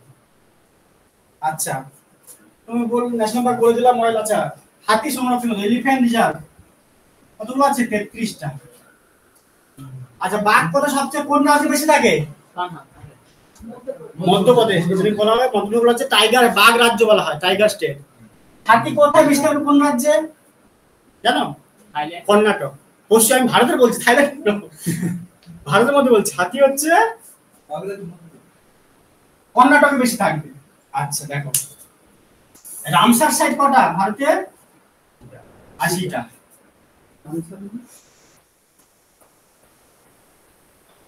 আর তোমরা কিছুদিন আগে দিয়েছিলাম হেরিটেজ সাইট কটা ভারতে?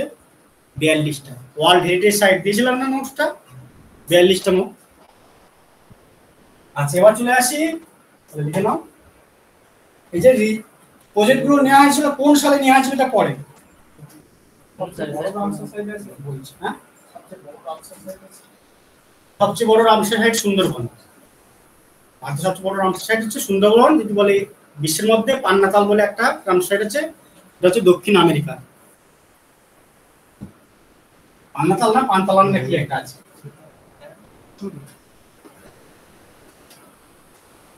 এটা লিখে নাও, প্রজেক্ট টাইগার। পুরোটা লিখছি না, বা প্রজেক্ট টাইগার এটা কত সালে নেওয়া হয়েছিল? মাঝে মাঝে তারিখও পড়ে, 1 এপ্রিল, ঠিক আছে? আচ্ছা প্রজেক্ট ক্রোকোডাইল, আমি পুরোটা লিখছি না, কত সালে? 1975 সালে। প্রজেক্ট এলিফ্যান্ট কত সালে? 1900। টাইগারের নিচে ক্রোকোডাইল কুমির, কুমির প্রকল্প কত সালে নেওয়া হয়েছিল? 1975 সালে। হাতি প্রকল্প, হাতি সংরক্ষণ, প্রজেক্ট এলিফ্যান্ট 1992 সালে, ঠিক আছে? আচ্ছা snow leopard, project snow leopard, snow মানে বরফ, SNOW লেপার্ড, এটা হচ্ছে 2009 সালে। আর একটা হচ্ছে প্রজেক্ট ডলফিন, ডলফিন জানো তো? 2019 সালে। এটা হচ্ছে একটা পাটনায় কিছু একটা হয়েছে, মানে প্রজেক্ট ডলফিন দিয়ে বিহারের পাটনায় কিছু একটা হয়েছে, কানে পেয়ে দেখছিলাম। স্যাংচুয়ারি কিছু একটা হয়েছে। কোনটা? স্নো লেপার্ড মানে তুষার চিতা, স্নো লেপার্ড, ঠিক আছে? 2000 প্রজেক্ট স্নো লেপার্ড হচ্ছে 2009 সালে। যেগুলো বরফ মানে আমাদের বরফ যেগুলো এসে মানে বরফের দেশে যেগুলো বাঘ তুষার চিতা জানো না, বাঘ থাকে দেখে নেবো। আর যদি একটু পয়েন্টে যাবে, এই তিনটা না গেলে সুবিধা। আমি আজকে পুরোটা এনভায়রনমেন্ট ইকোলজি পুরোটা করে দেবো। হ্যাঁ বলে দাও, এই জিনিস জিকে দেবো, ঠিক আছে? হয়ে যাবে, বেশি কিছু বাকি নেই। নোটস তাহলে এইগুলো মোটামুটি আছে, আর কিছু হয়তো আছে, এইগুলো লিখে নেন, এগুলোই পরে পরীক্ষা। Project tiger, project crocodile, project elephant, project snow leopard আর প্রজেক্ট ডলফিন বা ডলফিন প্রজেক্ট যেটা বলা হচ্ছে।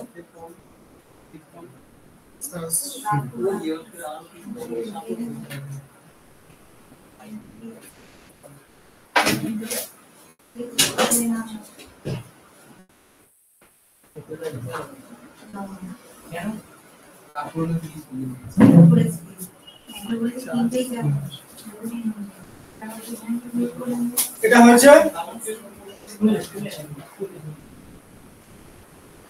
এবার দেখো তোমরা পড়েছো ছোটবেলায় যে পরিবেশ বাঁচাতে বিভিন্ন রকম আন্দোলন হয়েছিল, নর্মদা বাঁচাও আন্দোলন আর কি সাইলেন্ট ভ্যালি আন্দোলন, সেইগুলো একটু লিখে দিতে হবে। চিপকো আন্দোলন। আচ্ছা, প্রথমে আসছে বিষ্ণুই, একটা সম্প্রদায়, বিষ্ণুই মুভমেন্ট। ঠিক আছে, এটা কোথায় হয়েছিল? নোটসে আছে দেখলো? নোটস তো নেই, আমি দেখেছিলাম সেখান থেকে লিখছি, আমি নোটস করেছিলাম। বিষ্ণুই, বাংলায় লেখো বিষ্ণুই, বিষ্ণুই আন্দোলন।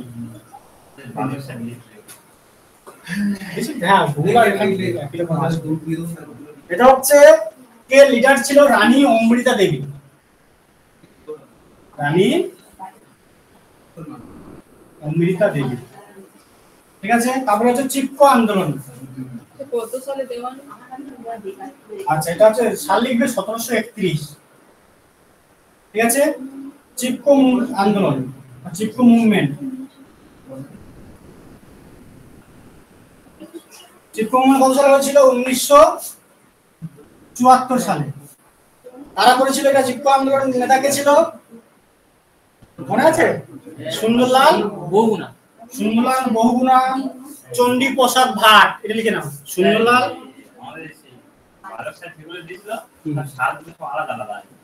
কত সালে আছে? 1700 না, এটাই হবে। আমি তবে সাল পড়ে না, পরীক্ষায় সাল পড়বে না।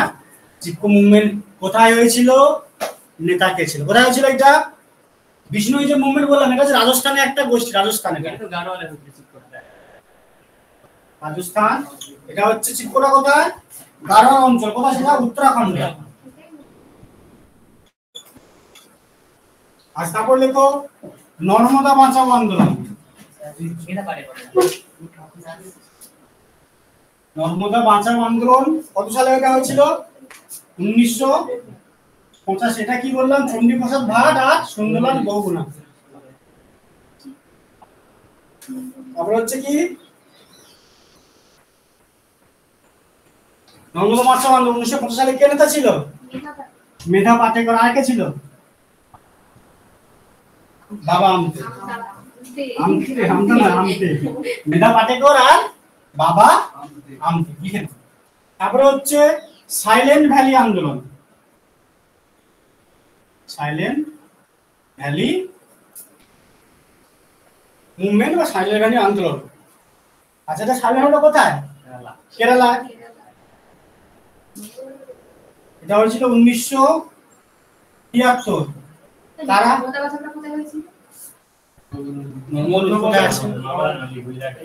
গুজরাট অনেকগুলো স্টেটে আছে নদী, সেখানটায় বাঁধ দেওয়াকে কেন্দ্র করে যে বলছিল জলাধার তৈরি করবে না, বলছিল জলাধার করা যাবে না, নদীর ক্ষতি হবে, সেই নিয়ে আন্দোলন করছিল।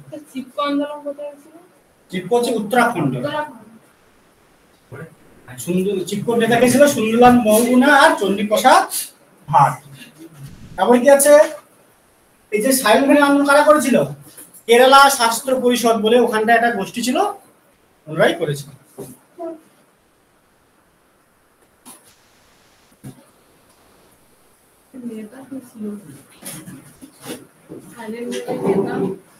নেতা ওই কেরালা শাস্ত্র পরিষদ। দেখে রাখো, এটা হচ্ছে কেরালা শাস্ত্র পরিষদ বলে।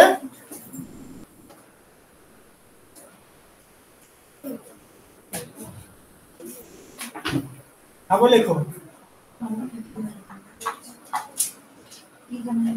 আপিক্কো মুভমেন্ট বলে।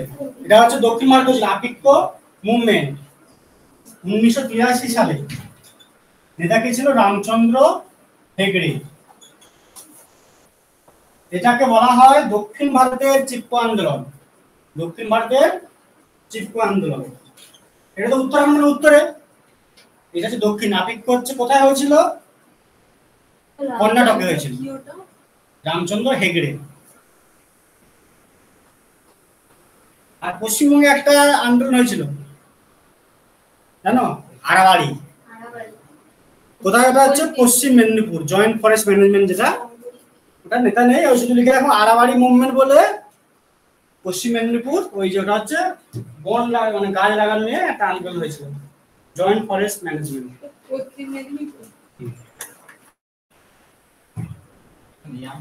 তাহলে এইগুলো হচ্ছে আন্দোলন, এটা এগুলোই আছে মোটামুটি। আড়াবাড়ি, আড়াবাড়ি লিখে নাও, পশ্চিম মেদিনীপুর।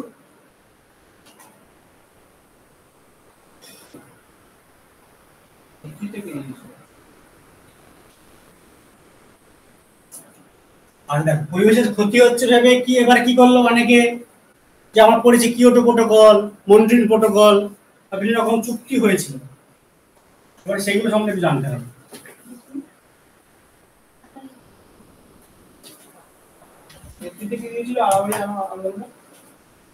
আড়াবাড়ি নেতা নাকি? আচ্ছা, প্রথম লেখক রামসার কনজারভেশন না কনভেনশন। কনজারভেশন সাইটটা, কনভেনশন এই যে বৈঠকটা হয়েছিল। হ্যাঁ, চুক্তি ঠিক নয়, এটা যে আলোচনা বা কনভেনশন, এইগুলো কত সালে এটা হয়েছিল? 1972 সালে। এই রামসার সাইটটা কোথায়? ইরানে। একটা জায়গার নাম ইরানের, একটা জায়গা রামসার। সেখান থেকেই রামসার সাইট মানে কি, জলাভূমি সংরক্ষণ কথাটা এসছে। এটা কি নিয়ে তাহলে হয়েছিল? জলাভূমি, ওয়েটল্যান্ড, জলাভূমি সংরক্ষণের জন্য এই এটা হয়েছিল রামসার কনভেনশন।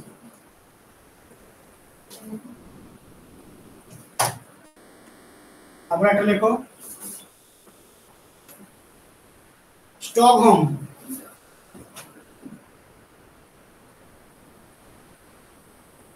কনফারেন্স।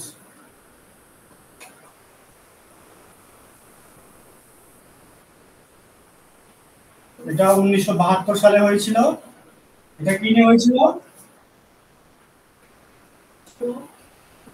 এটা পরিবেশ বাঁচাতে বিভিন্ন দেশের মধ্যে এটা একটা সম্মেলন হয়েছিল, স্টকহোম কনফারেন্স।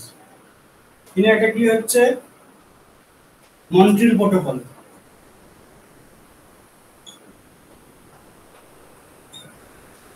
মন্ট্রিল প্রোটোকল কত সালে হয়েছিল?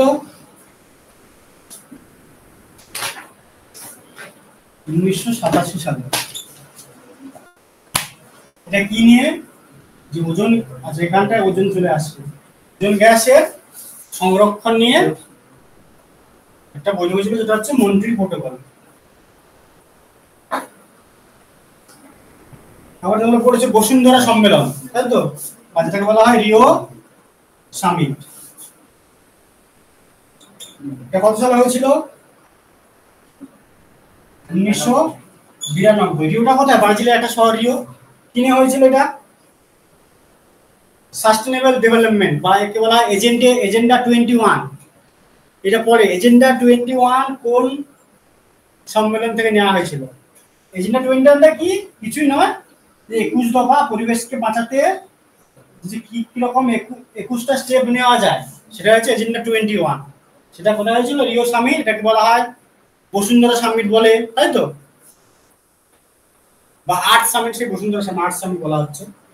আর্টটা লেখো Kyoto protocol.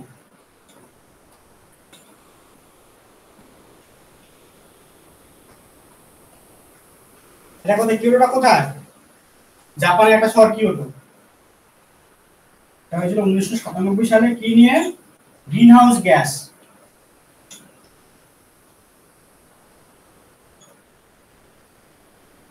Green house gas নিয়ে এই সম্মেলনটা হয়েছিল।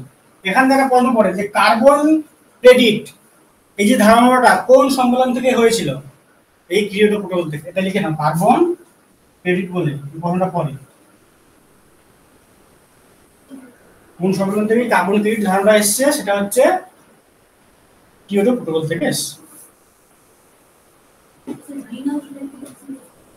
গ্রিনহাউস গ্যাস, যে গ্রিনহাউস গ্যাস কমানো যায় কি করে সেটা হচ্ছে নিয়ে আলোচনা ছিল কিয়োটো। এটা পরে, এটা ভুলে যাওয়ার সময় মন্ট্রিল প্রোটোকল না কিয়োটো প্রোটোকল ভুলে যাওয়ার সময় যে ওজোন গ্যাস সংরক্ষণ, যেটা ওজোন গ্যাসকে স্তরকে বাঁচাতে যেটা হয়েছিল কিয়োটো মন্ট্রিল, আর হচ্ছে কার্বন ডাই অক্সাইডটা যেটা গ্রিনহাউস গ্যাসকে নিয়ে হচ্ছে কিয়োটো প্রোটোকল। আর দুটো জিনিস এনে চলে আসছে, সেটা বলছিলাম। এটা তুলেছো?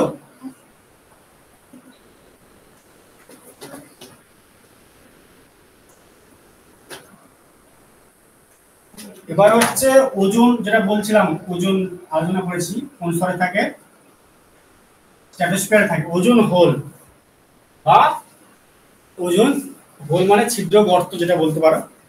এটা প্রথম কারা আবিষ্কার করেছিল? এটা পরে পরীক্ষায়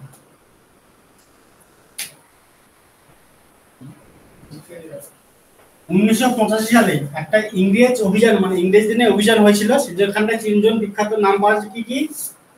জো ফরম্যান। এইটা আমরা শুনি, জো ফরম্যান ওজন বলে আবিষ্কার করে, কিন্তু আর দুজন ছিল কে কে? গার্ডিনার বলে, ব্রিয়ান গার্ডিনার বলে একজন ছিল, আর একজন ছিল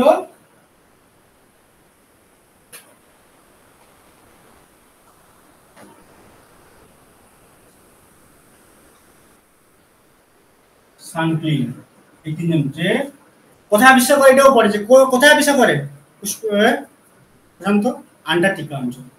যখন দেখছে আন্টার্কটিকা, তো বলছিলাম ওজন লেয়ারটা নিচে থাকে 10-15 মিটার মধ্যে, তো দেখতে পাচ্ছি একটা ওজন হোলের একটা ছিদ্র দেখতে পাচ্ছি, সেখান থেকেই এরা এই তিনজন ওজন হোলটা আবিষ্কার করে। আচ্ছা, আমরা তো ওজন বললাম যে O3 হচ্ছে সংকেত। ওজন গ্যাসের গন্ধ কেমন? হ্যাঁ, আষ্টে গন্ধ। হ্যাঁ, মাথা মতো আষ্টে গন্ধ আছে ওজন গ্যাসের গন্ধ। এবার বলছি ওজন যে হোল হচ্ছে কেন? বিভিন্ন রকম পদার্থ মিশছে, সেগুলো কি কি সেটা পরে পরীক্ষা। এটা লিখে নাও যে ওজন গ্যাস ধ্বংস হচ্ছে, ওজন স্তর ধ্বংস হচ্ছে কোন কিসের জন্য? সিএফসি, HCFC, মিথাইল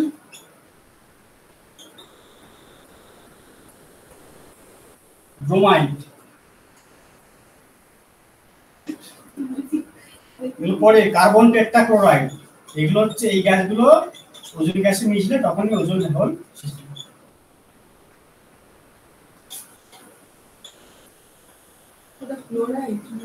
হ্যাঁ, chloride, tetra carbon tetrachloride, bromide, methyl bromide.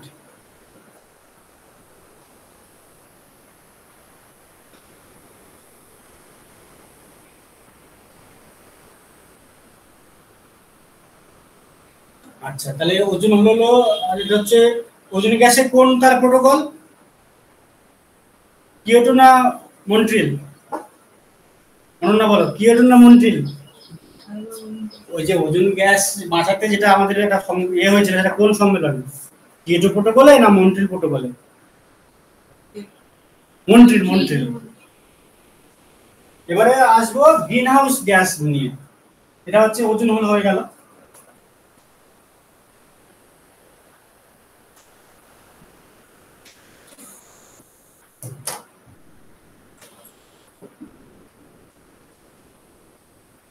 Greenhouse effect. এই গ্রিনহাউসটা কি জানো? এমনি গ্রিনহাউসটা বলছি কি জিনিসটা কি? উষ্ণতা বেড়ে যাচ্ছে, ওটা তো একটা জিনিসটা, কিন্তু এই যে সবুজ ঘর বা গ্রিন হাউস, এই জিনিসটা কি?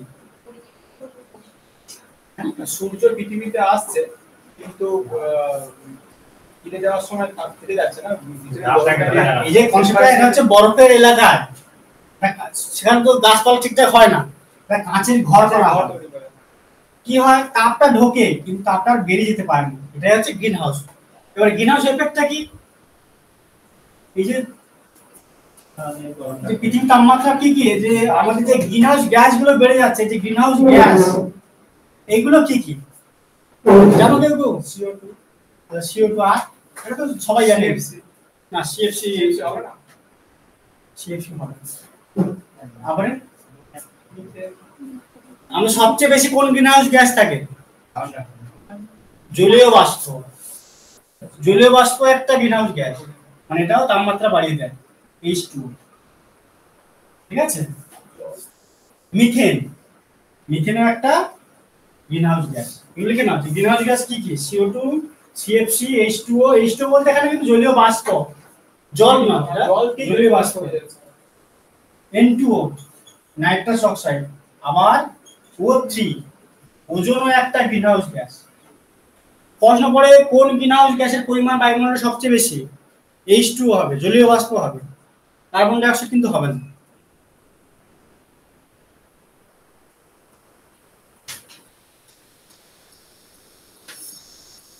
তাহলে এইগুলো গ্যাস, এইগুলো গ্যাসের বৃদ্ধি পাওয়ার কারণে কি হচ্ছে, সেই একই রকম গ্রিনহাউসের মধ্যে তাপগুলো ঢুকছে, কিন্তু তাপ বেরোনোর সময় এই গ্যাসগুলো বাধা দিচ্ছে, তার ফলে তাপমাত্রা বাড়ছে। এটা হচ্ছে গ্রিনহাউস এফেক্ট। এই বাড়ার ফলে কি তাপমাত্রা কতটুকু বাড়ছে সেটাকে বলা হচ্ছে গ্লোবাল ওয়ার্মিং, বিশ্ব উষ্ণায়ন।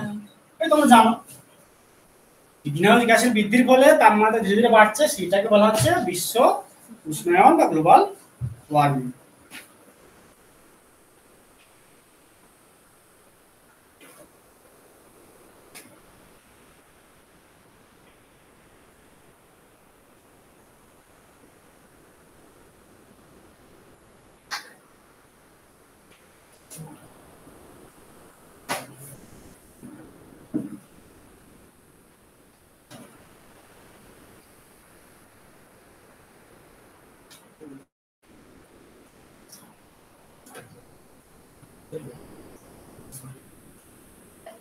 এটা বুঝতে পেরেছো? ছাতার কালার কি, একটা প্রশ্ন করেছিলাম, ছাতার কালার কি রকম হলে ভালো হবে? উপরে কি কালার থাকবে, নিচে কি কালার থাকবে? উপরে সাদা, নিচে কালো। ওটা তো আমরা ভেবে বলেছিলাম, কিন্তু স্যারটা উল্টো আনসার দিয়েছে। উল্টো আমরা সাদা ব্যবহার করে কি হয়, নিচে সাদা উপরে কালো। হ্যাঁ, কিন্তু উল্টোটা হলে সবচেয়ে ভালো। নিচে কালো উপরে সাদা। সাদা হলে কি হবে, সাদা হলে সবটা তাপটা তোমাকে আর সাদাটা মানে সব সাদা, যে আমরা শীতকালে আমরা জামা গরমকালে সাদা জামা কাপড় পরতে বলা হয় কেন, যে তাপটা না লাগে। সবচেয়ে কালো জিনিসে তাপটা শোষণ করে বেশি।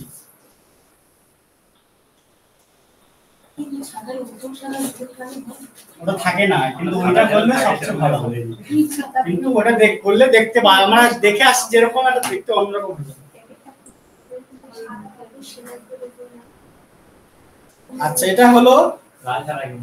আচ্ছা, এবারে যেটা বলবো,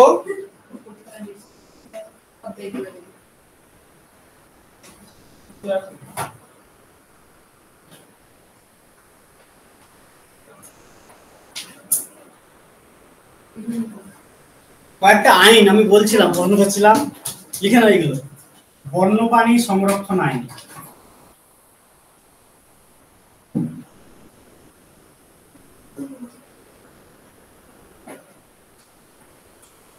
উনিশশো 1972।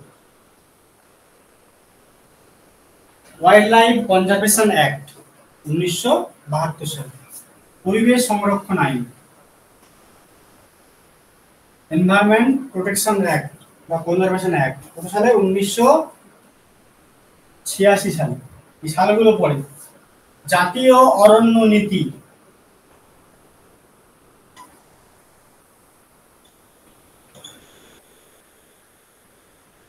হচ্ছে 1998 সালে।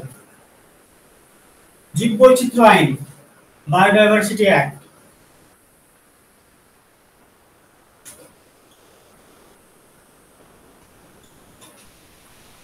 2002 সালে।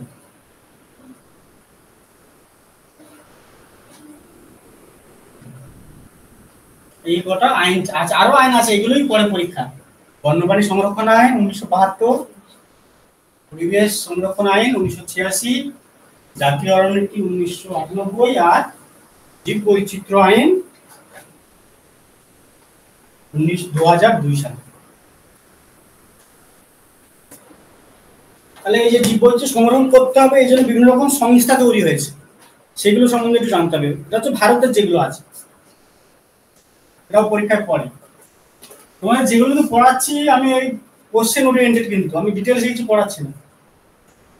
তাহলে এই এনভায়রনমেন্ট ইকোলজি নিয়ে পড়ালে তোমার মিনিমাম 8-9টা ক্লাস করানো যায়। এটা লিখে নাও, ন্যাশনাল পলিউশন কন্ট্রোল বোর্ড। মানে কোথায় এটা, হেডকোয়ার্টারটা কোথায় এটা প্রশ্ন পড়ে। জাতীয় পলিউশন মানে দূষণ নিয়ন্ত্রণ বোর্ড, এটা কোথায় হবে? হেডকোয়ার্টার নিউ দিল্লিতে। তারপর লিখে দাও ফরেস্ট সার্ভে অফ ইন্ডিয়া, এটা তো তোমরা জানো সবাই, কোথায়? দেরাদুন, এটা সবাই কমন পড়ে। এমডি মানে new Delhi. Forest survey of India, কোথায় headquarter?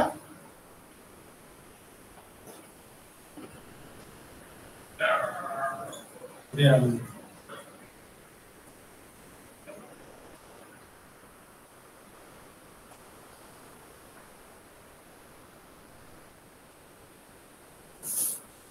Animal welfare board of India আর হচ্ছে national biodiversity authority, national biodiversity authority, এই দুটোই চেন্নাইতে আছে। ন্যাশনাল বায়োডাইভার্সিটি অথরিটি জাতীয় জীববৈচিত্র্য অথরিটি চেন্নাই, আর হচ্ছে animal welfare board of India চেন্নাইতে অবস্থিত।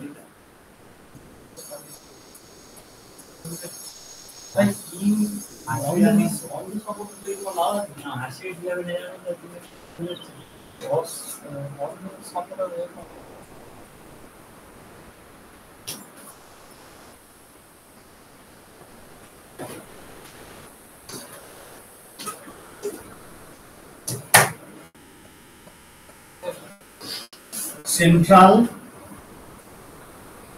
জু চিড়িয়াখানা অথরিটি অফ ইন্ডিয়া, একসাথে লিখেছিল ভালো, নির্দিষ্ট যেগুলো আছে সেগুলো একসাথে লিখে ভালো। আরেকটা হচ্ছে ন্যাশনাল টাইগার কনজারভেশন অথরিটি, আরেকটা লিখে নাও ন্যাশনাল, ওই ন্যাশনাল সেন্ট্রালতে থাকলে বেশিরভাগ নিউ দিল্লি হয়, কিন্তু কিছু ন্যাশনাল যেমন হচ্ছে টাইগার ন্যাশনাল বন্যপ্রাণী সবগুলো সব দেখতে হবে New Delhi.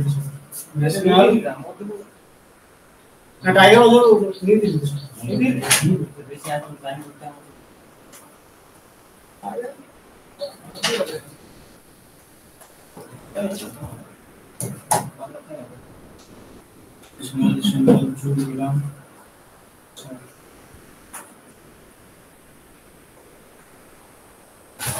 National board of wild life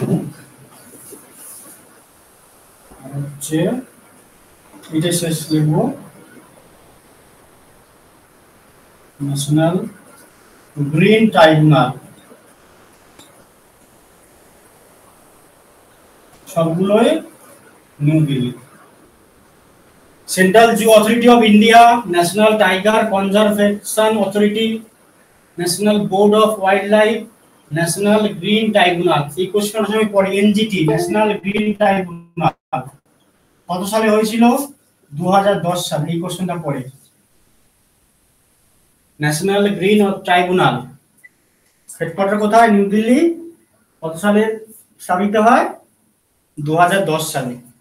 আর এইগুলো যে central zoo authority, national tiger conservation অথরিটির চেয়ারম্যান কে হয়?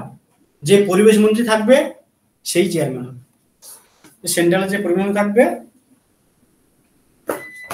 তাহলে এইগুলো হচ্ছে হেডকোয়ার্টার, এগুলোই পড়ে। ঠিক আছে, এটা হচ্ছে ভারতের মধ্যে।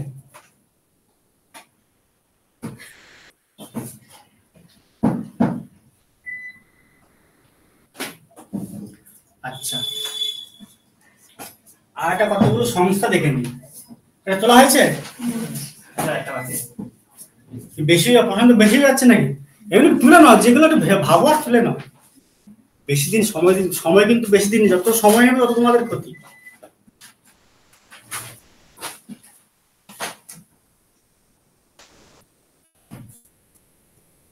শনি রবিবার মনে হয় সারা সপ্তাহে ঘরবন্দি করে নেবো, আর সোমবার করলে আর হয় হয় না কেন?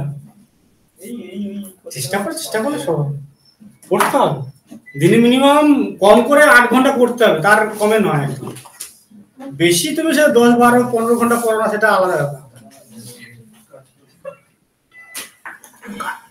তুমি যে পড়াচ্ছ তার জন্য 4 ঘন্টা সময় দাও।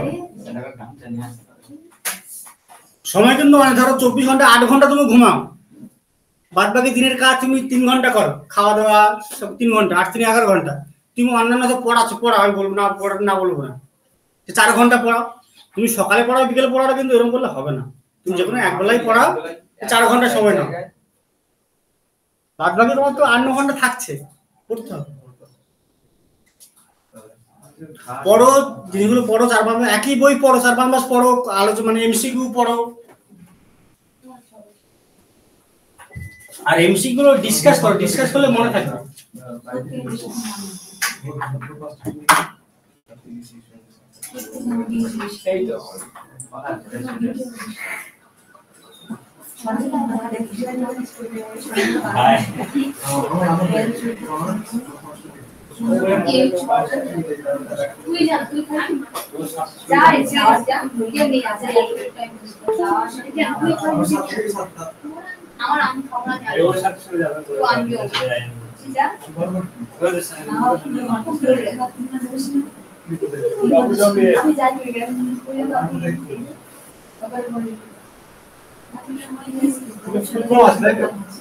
এই তো যেসব জিনিস ফুল ফর্ম দিয়ে দেয় এমন গুলো হয় বেশিরভাগই পরিবেশের থেকে সবকিছু হতে পরিবেশ থেকে হতে পারে, তোমার ইকোনমিক্স থেকে ফুল ফর্ম হতে পারে, কম্পিউটার থেকে ফুল ফর্ম হতে পারে। সমস্যা এগুলো ভালোই না, কিছু কিছু গেস করে দেওয়া ঠিক আছে। जो फूलता আমার হিন্দি খামে যে করো যে সারা জায়গায় একটা টার্গেটে খাম করে দিও তাইলে মানে কাজ হবে না।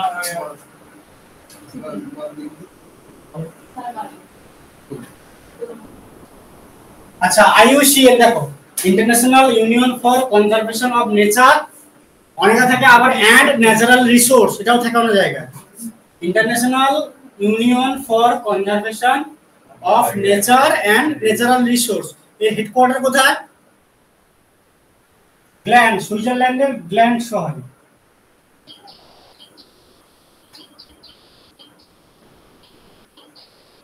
এটা একটা জিনিস পাবলিশ করে, তোমরা শুনছো রেড ডেটা বুক বলে।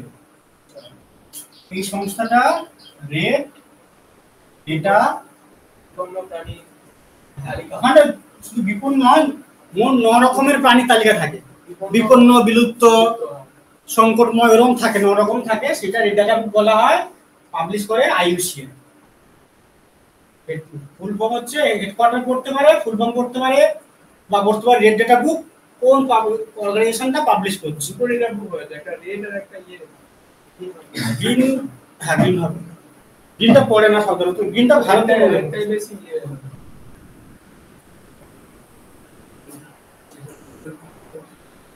WWF ওয়ার্ল্ড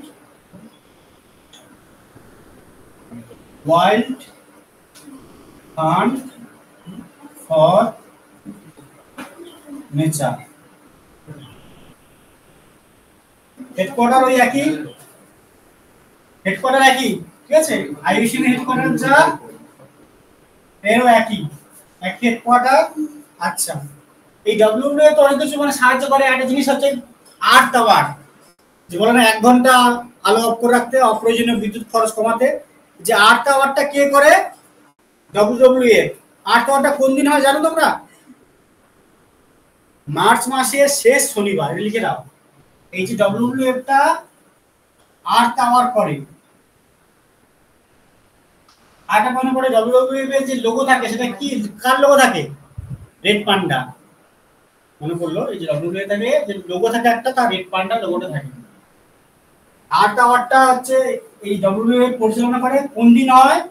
মার্চ মাসের লাস্ট স্যাটারডে, লাস্ট শনিবার দিন যেদিন হবে সেদিন হচ্ছে আর্থ আওয়ারটা হয়।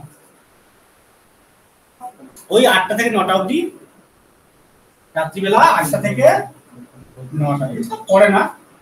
1 ঘন্টা যে বলে অপ্রয়োজনীয় বিদ্যুৎ খরচ যদি কম করা যায় সেটা হচ্ছে earth hour.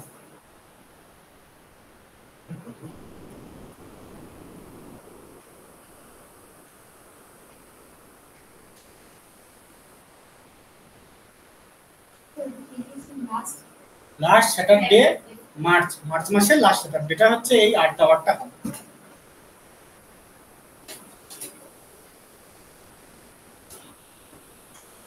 UNEP, United Nation Environment programme,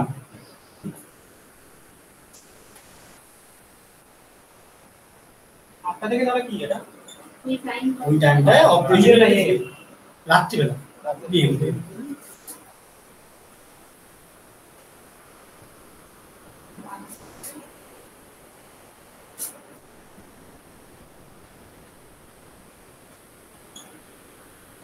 United Nations Environment Programme, UNP full form.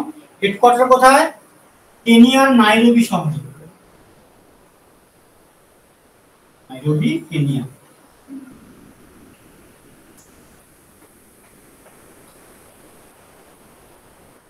এটা লিখে নাও, আইইউসিএন এর ফুল ফর্ম, ডব্লিউএফ এর ফুল ফর্ম, ইউএনইপি এর ফুল ফর্ম আর হেডকোয়ার্টার গুলো।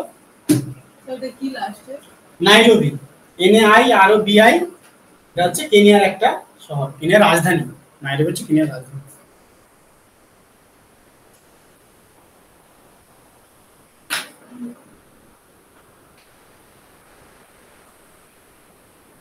কি হচ্ছে?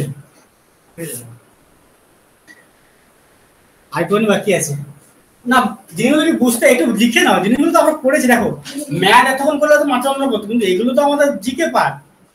জিকে পার্টটা একটু আনন্দ লাগছে, শিখতে পারছি নতুন, এগুলো কি এরকম ভাবে পড়াশোনা করবে। গরম তো লাগছে।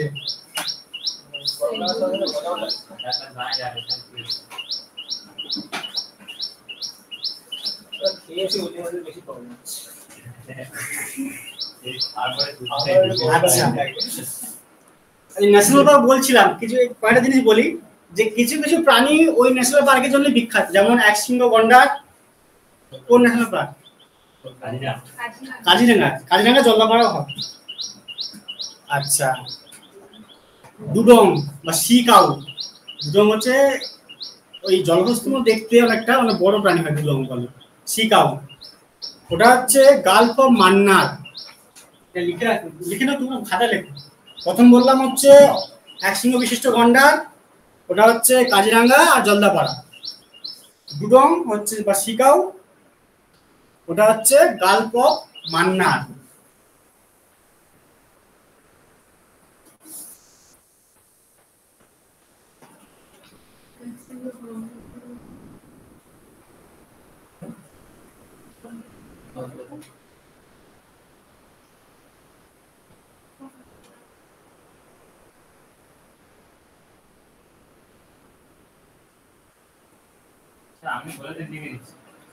ঘড়িয়াল, ঘড়িয়ালকে জিনিস জানো? বলো। একশৃঙ্গ বিশিষ্ট গন্ডার, তারপর এটা ডুডং বা শিকাও বলা হয়। আর ছবিটা দেখা একটুখানি তাহলে বুঝতে সুবিধা হবে কেমন জিনিসটা। ডুডং, ডুডং দেখেছো? গালফ অফ মান্নার, এই হচ্ছে ডুডং, শিকাও। আচ্ছা, এবার ঘড়িয়াল, ঘড়িয়াল কি জিনিস জানো? কুমিরের মতো জিনিস, যেগুলো সরু মতো মুখ, মানে যেগুলো মানুষ খেতে পারে না, ঘড়িয়াল বলা হয়। ওটা হচ্ছে চম্বল, চম্বল সেন্সরটা পড়ে যে ঘড়িয়াল কোন ওটা দেখা যাচ্ছে, চম্বল লিখে রাখো, ঘড়িয়াল।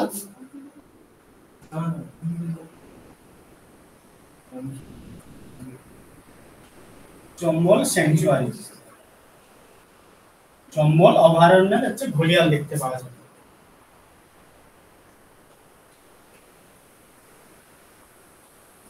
অলিভ রিডেল টার্টেল, মানে অলিভ যে কচ্ছপ, কোথায় পাওয়া যাবে? কচ্ছপ বলতে কোন কোথাও মনে আসছে বেশিরভাগ? কচ্ছপে কি থাকে?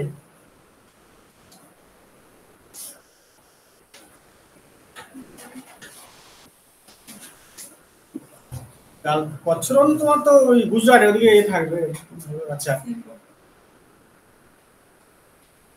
অলিভ রিডেল টাটেল লিখে ওটা হচ্ছে ভিতরকণিকা, উড়িষ্যা।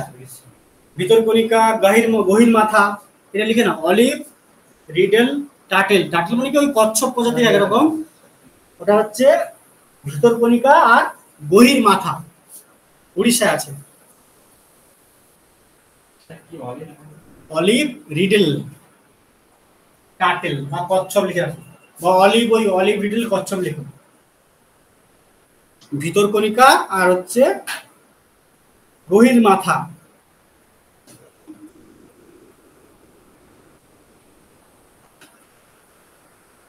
আচ্ছা, তারপরে হচ্ছে ডলফিন। ডলফিন জানো তো? ডলফিন কথা মনে পড়ছে ওই বিহারে বিক্রমশিলা ডলফিন স্যাংচুয়ারি বা গাঙ্গেয় ডলফিন, গাঙ্গেটিক ডলফিন কোথায় দেখতে পাওয়া যায়? বিক্রমশিলা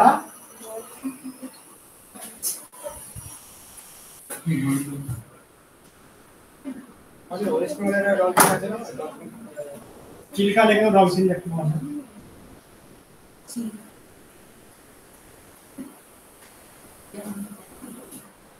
বিক্রমশিলা হচ্ছে উড়িষ্যা, বিহারেও দেখতে পাওয়া যায় গঙ্গোচ্ছা। এটা হলো, আর এটা লেখাবো। তোমরা জানো তো এশিয়াটিক লায়ন মানে এশিয়ার সিংহ কোথায় পাওয়া যায়? একমাত্র অরণ্য কোথায়? গুজরাটের গির অরণ্য। এটা তো আমরা ছোটবেলায় পড়েছি, লিখে নাও। এশিয়ার সিংহ গুজরাটের গির অরণ্য দেখতে পাওয়া যায়। বিক্রমশিলা অভয়ারণ্য, এটা হচ্ছে উড়িষ্যা। উড়িষ্যা, বিহার বিহার লেখো। বিক্রমশিলা বিহার হবে এখন বর্তমান বিহার, আগে ছিল ওয়েস্ট বেঙ্গল। বিক্রমশিলা না, আমি কালকে একটা প্র্যাকটিস করে দেখছি। বিহার তো আগে পশ্চিমবঙ্গের মধ্যে। হ্যাঁ, বিক্রমশিলা জায়গাটা পশ্চিমবঙ্গ, ঝাড়খণ্ড ওইগুলো সব তো আগে পশ্চিমবঙ্গের মধ্যে ছিল। বিক্রমশিলা যে বিশ্ববিদ্যালয়, ওটা অ্যাকচুয়ালি ওয়েস্ট বেঙ্গলের মধ্যে ছিল আগে। বিহার যখন ভাগ কে প্রতিষ্ঠা করে বিক্রমশিলাটা? উদন্তপুরি কোন কি হবে? গোপাল হবে, গোপাল। ধর্মপাল যদি অপশনে না পাও গোপাল, তবেই ধর্মপাল দেবে, কিন্তু অপশনে গোপাল না হলে গোপাল দিতে হবে। উদন্তপুরি গোপালই করেছে। ধর্মপাল এসে তার উন্নতি করেছে আর বেশি, কিন্তু উদন্তপুরি গোপাল হবে।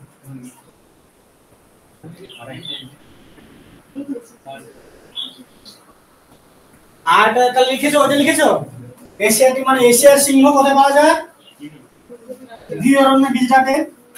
আর লেখাবো জিনিস, আঙ্গুল বা হচ্ছে কাশ্মীরি স্ট্যাগ, তারপর হরিণ, কাশ্মীরি হরিণ যাকে বলে, এটা কোথায় পাওয়া যায়? দাচিগ্রাম অভয়ারণ্য। কোথায়? দাচিগ্রাম, জম্মু কাশ্মীরই হবে। এটা লিখে নাও। আঙ্গুল বা কাশ্মীরি স্ট্যাগ কোথায় পাওয়া যাবে? দাচিগ্রাম অভয়ারণ্য,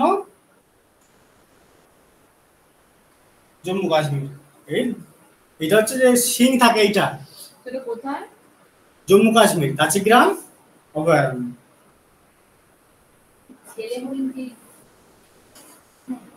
দাচিগ্রাম অভয়ারণ্য বা ন্যাশনাল পার্ক লিখলে।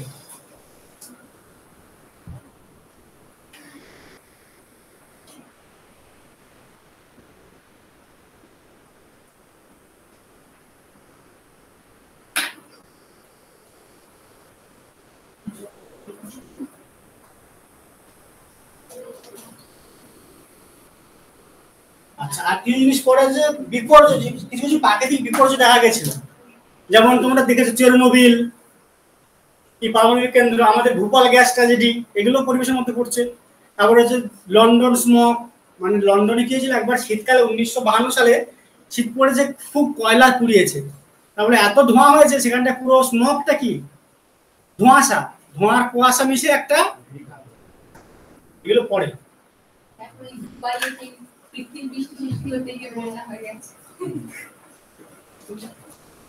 এইটা লেখো, জিনিসটা লেখো, লন্ডন স্মগ। স্মগ মানে কি ধোঁয়াশা, ধোঁয়ার কুয়াশা যেটা হয়েছিল 52 সালে কি নিয়ে? অত্যাধিক CO2 হচ্ছে বায়ুতে মিশে গিয়েছিল, কয়লা পোড়ানোর ফলে। এটা হচ্ছে লন্ডন। আরেকটা হচ্ছে লস অ্যাঞ্জেলেস, এটা 1950 সালে। এখানে লস অ্যাঞ্জেলেস আমেরিকার হচ্ছে, এটা হচ্ছে সালফার ডাই অক্সাইড, মানে অত্যাধিক গাড়ি চালানোর পরে সালফার ডাই অক্সাইড তৈরি হয়েছে, তার জন্য এই ধোঁয়াটা সৃষ্টি হয়েছিল। একে বলা হয় ফটোকেমিক্যাল স্মগ বলে। এই যে লস অ্যাঞ্জেলেস স্মগটা, এটা পরে ফটোকেমিক্যাল লিখে রাখো, ফটোকেমিক্যাল।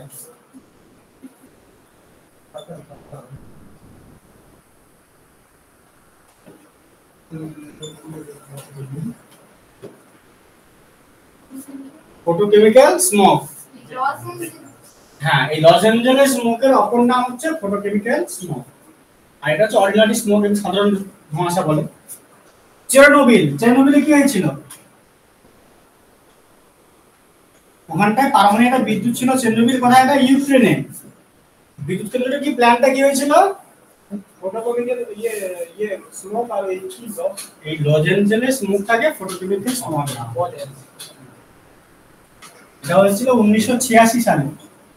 কেন হয়েছিল? পারমাণবিক বিদ্যুৎ কেন্দ্র থেকে ব্লাস্ট করেছিল, ওখান থেকে নিচে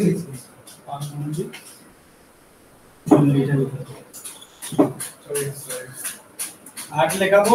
ওইটাতে আমরা জানি ভোপাল,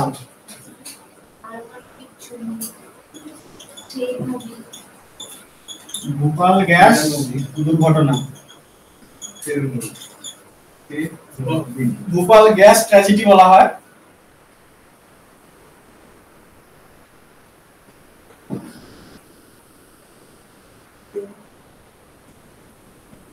এটা কবে হয়েছিল? 1984 সালে। যেখানে একটা সিনেমা বেরিয়েছিল দা রেলওয়ে ম্যান বলে, দেখেছো কেউ? ওয়েব সিরিজ, সিনেমা নয় ঠিক, ওয়েব সিরিজ বেরিয়েছিল, ভালো করেছে। এই ভোপাল গ্যাস ট্র্যাজেডিটা নিয়ে একটা সিনেমা ওয়েব সিরিজ বেরিয়েছিল, দা রেলওয়ে ম্যান, 1984 সালে। এটা মধ্য ভোপালে হয়েছিল। কোন গ্যাস? Methyl isocyanate. এটা পড়ে সায়ানেট হবে, অনেক সময় সায়ানাইড থাকে। মিথাইল আইসোসায়ানেট, মিক গ্যাস এটাকে বলা হয়।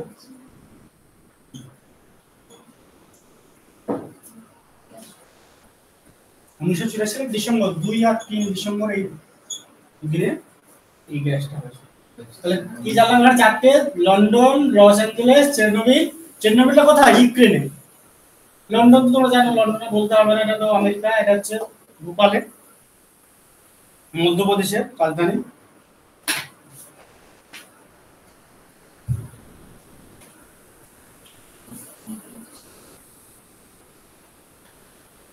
হয়ে গেল, শেষ। এনভায়রনমেন্ট ইকোলজি শেষ। আর কিছু কিছু জিনিস আছে যেগুলো হচ্ছে দিবস, সেগুলো কি বলতে হবে? যেমন হচ্ছে বিশ্ব জলাভূমি দিবস 2 ফেব্রুয়ারি, বিশ্ব বন্যপ্রাণ দিবস 3 মার্চ। এটা কত কথা হয়েছিল? প্রথমে ছিল ভোপালে, হ্যাঁ ভোপাল গ্যাস চেরনোবিলটা হচ্ছে ইউক্রেন। আচ্ছা, বিশ্ব জল দিবস 22 মার্চ, বিশ্ব তামাক বিরোধী দিবস 31 মার্চ। এটা হচ্ছে লস অ্যাঞ্জেলেস, এই জায়গার নাম লস অ্যাঞ্জেলেস, আমেরিকা। না না, রাজধানী ঠিক নয়, জায়গা।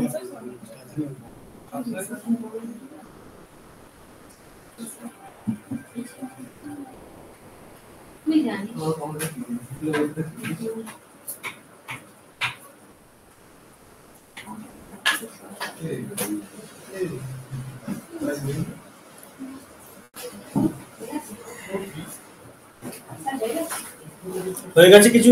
মোবাইলটা বের করে দেখি, মোবাইলগুলো বের করো।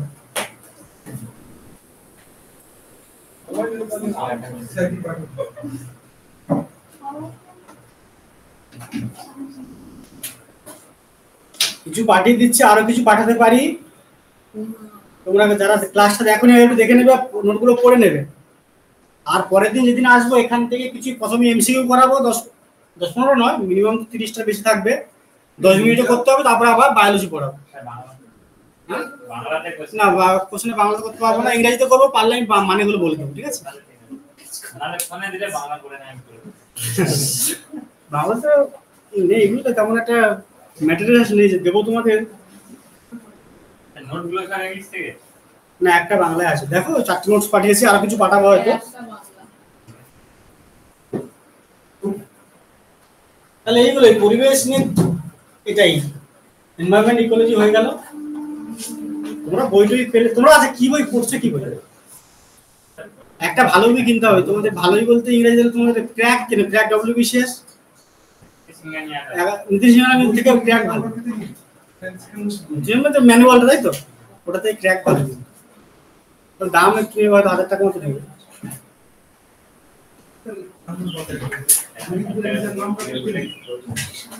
বই বেশি কিনতে হবে না, ওই একটা দুটোই বই কিনো, আর ওইগুলো বারবার পড়ো, বারবার পড়ো, বেশি করো। আলাদা বই বিজ্ঞানগুলো কিন্তু পারি না বলে এখন দেখে না। ট্রেন তো দেরি আছে, একটু গল্পই হোক না, কি করবে বাড়ি গিয়ে? ওরা স্টেশনে বসে থাকবে, আমি স্টেশনে বসে থাকবো। আর যেটা বলছিলাম, যেটা আচ্ছা, যে এমসি গুলো করাচ্ছে কেমন লাগছে বলো? দেখছো তো সবাই, দেখে রাখবে। ওইগুলো কিন্তু পরীক্ষায় পড়েছে, ওইগুলোই পড়ে বেশিরভাগ, ইম্পর্টেন্ট পরীক্ষায় পড়ে। এমসিকিউ বেশি করে আলোচনা করতে হবে। হয়তো আমি আশা করি পরে একদিন আসলে তোমরাই এমসিকিউ করবে, তোমরাই উত্তর আলোচনা করবে। তোমরা একটা দেখো, কম্পিটিটিভ ব্যাচ অনেক, তুমি এখানটা 10-15 জন আছো, পরীক্ষা দেবে 10 লাখ 8 লাখ, যতটা এখানে ফার্স্ট সেকেন্ড হওয়ার কিছু নেই, তোমার একটাই সিট তোমার যথেষ্ট। এবার একটা সিট কিভাবে আসবে তোমাকে বুঝতে হবে। আর এটা আলোচনা করলে তোমার বেশি মানে তোমাদের বেশি আলোচনা, আমার এখানে আসতে আমার খুব কষ্ট হয়, কিন্তু আলোচনা করলাম, বোঝা আমার একটা উপকার হচ্ছে, ঠিক আছে? আর এটা একটু পড়বে, এনভায়রনমেন্ট ইকোলজিটা খুব সহজ জিনিস। একটু জিনিসগুলো আমি বলে দিলাম, কি জিনিস পড়তে হয়, ওই জিনিসগুলো পড়বে। ওইখান থেকে কোশ্চেন আসবে যে কমেন্সিয়ালিজম কাকে বলবে, প্যারাসাইটিজম কখন হবে, তাই তো? ইকোটোনটা কি, বা ইকোলজি প্রথম কি ব্যবহার করে, ইকোলজিটা কোন, এটা বলেছিলাম। বা শক্তি প্রবাহ কি সর্বদা একমুখী হবে। আচ্ছা, পুকুরের বাস্তুতন্ত্রের জীবভর পিরামিডটা কি সোজা থাকবে না উল্টো থাকবে? উল্টো থাকবে। এগুলোই পড়বে। এই যে বিভিন্ন রকম অথরিটিগুলো লেখালাম, বা যে সংস্থাগুলো লেখালাম, তার হেডকোয়ার্টার কোথায়, বা যে বিভিন্ন রকম প্রোটোকল হয়েছিল, কেন হয়েছিল, তার মেন উদ্দেশ্যটা কি, এগুলো এনভায়রনমেন্টে এইগুলো জিনিসগুলোই পড়ে।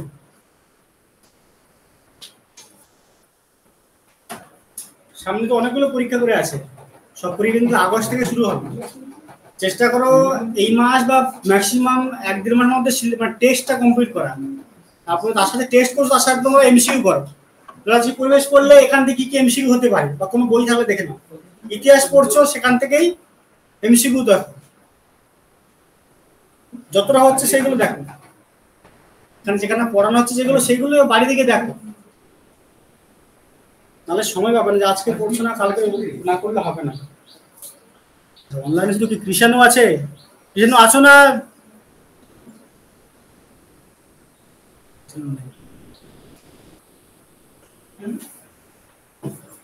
ঠিক আছে,